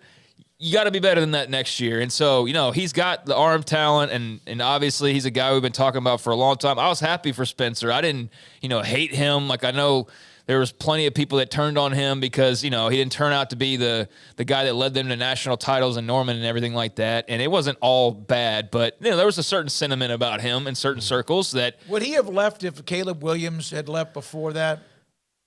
Probably not.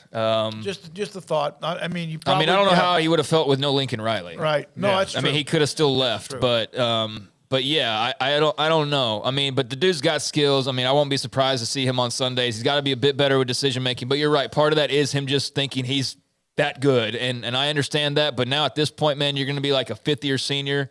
You need to realize, like, no, you're not as good.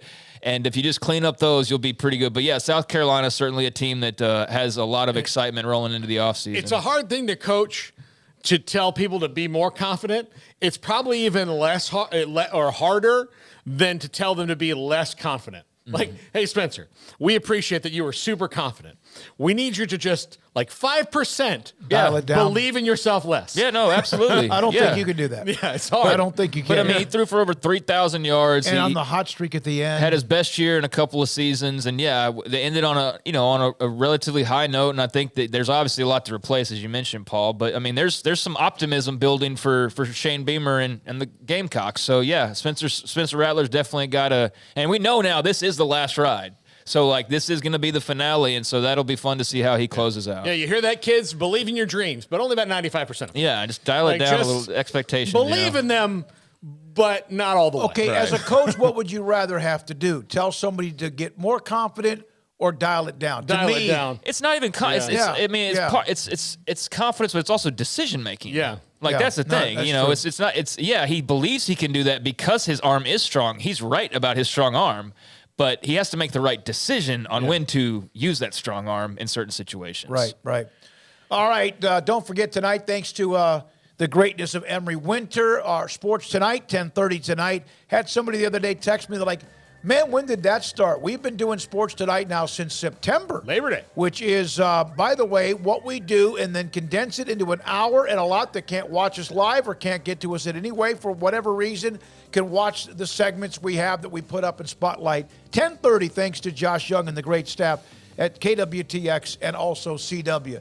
Jack, Jacob, Garrett, Emery, Levi, Paul, Craig, I'm David Smoak. Have a great weekend. We will have plenty to talk about Monday, and we will. Good night on 365 Sports.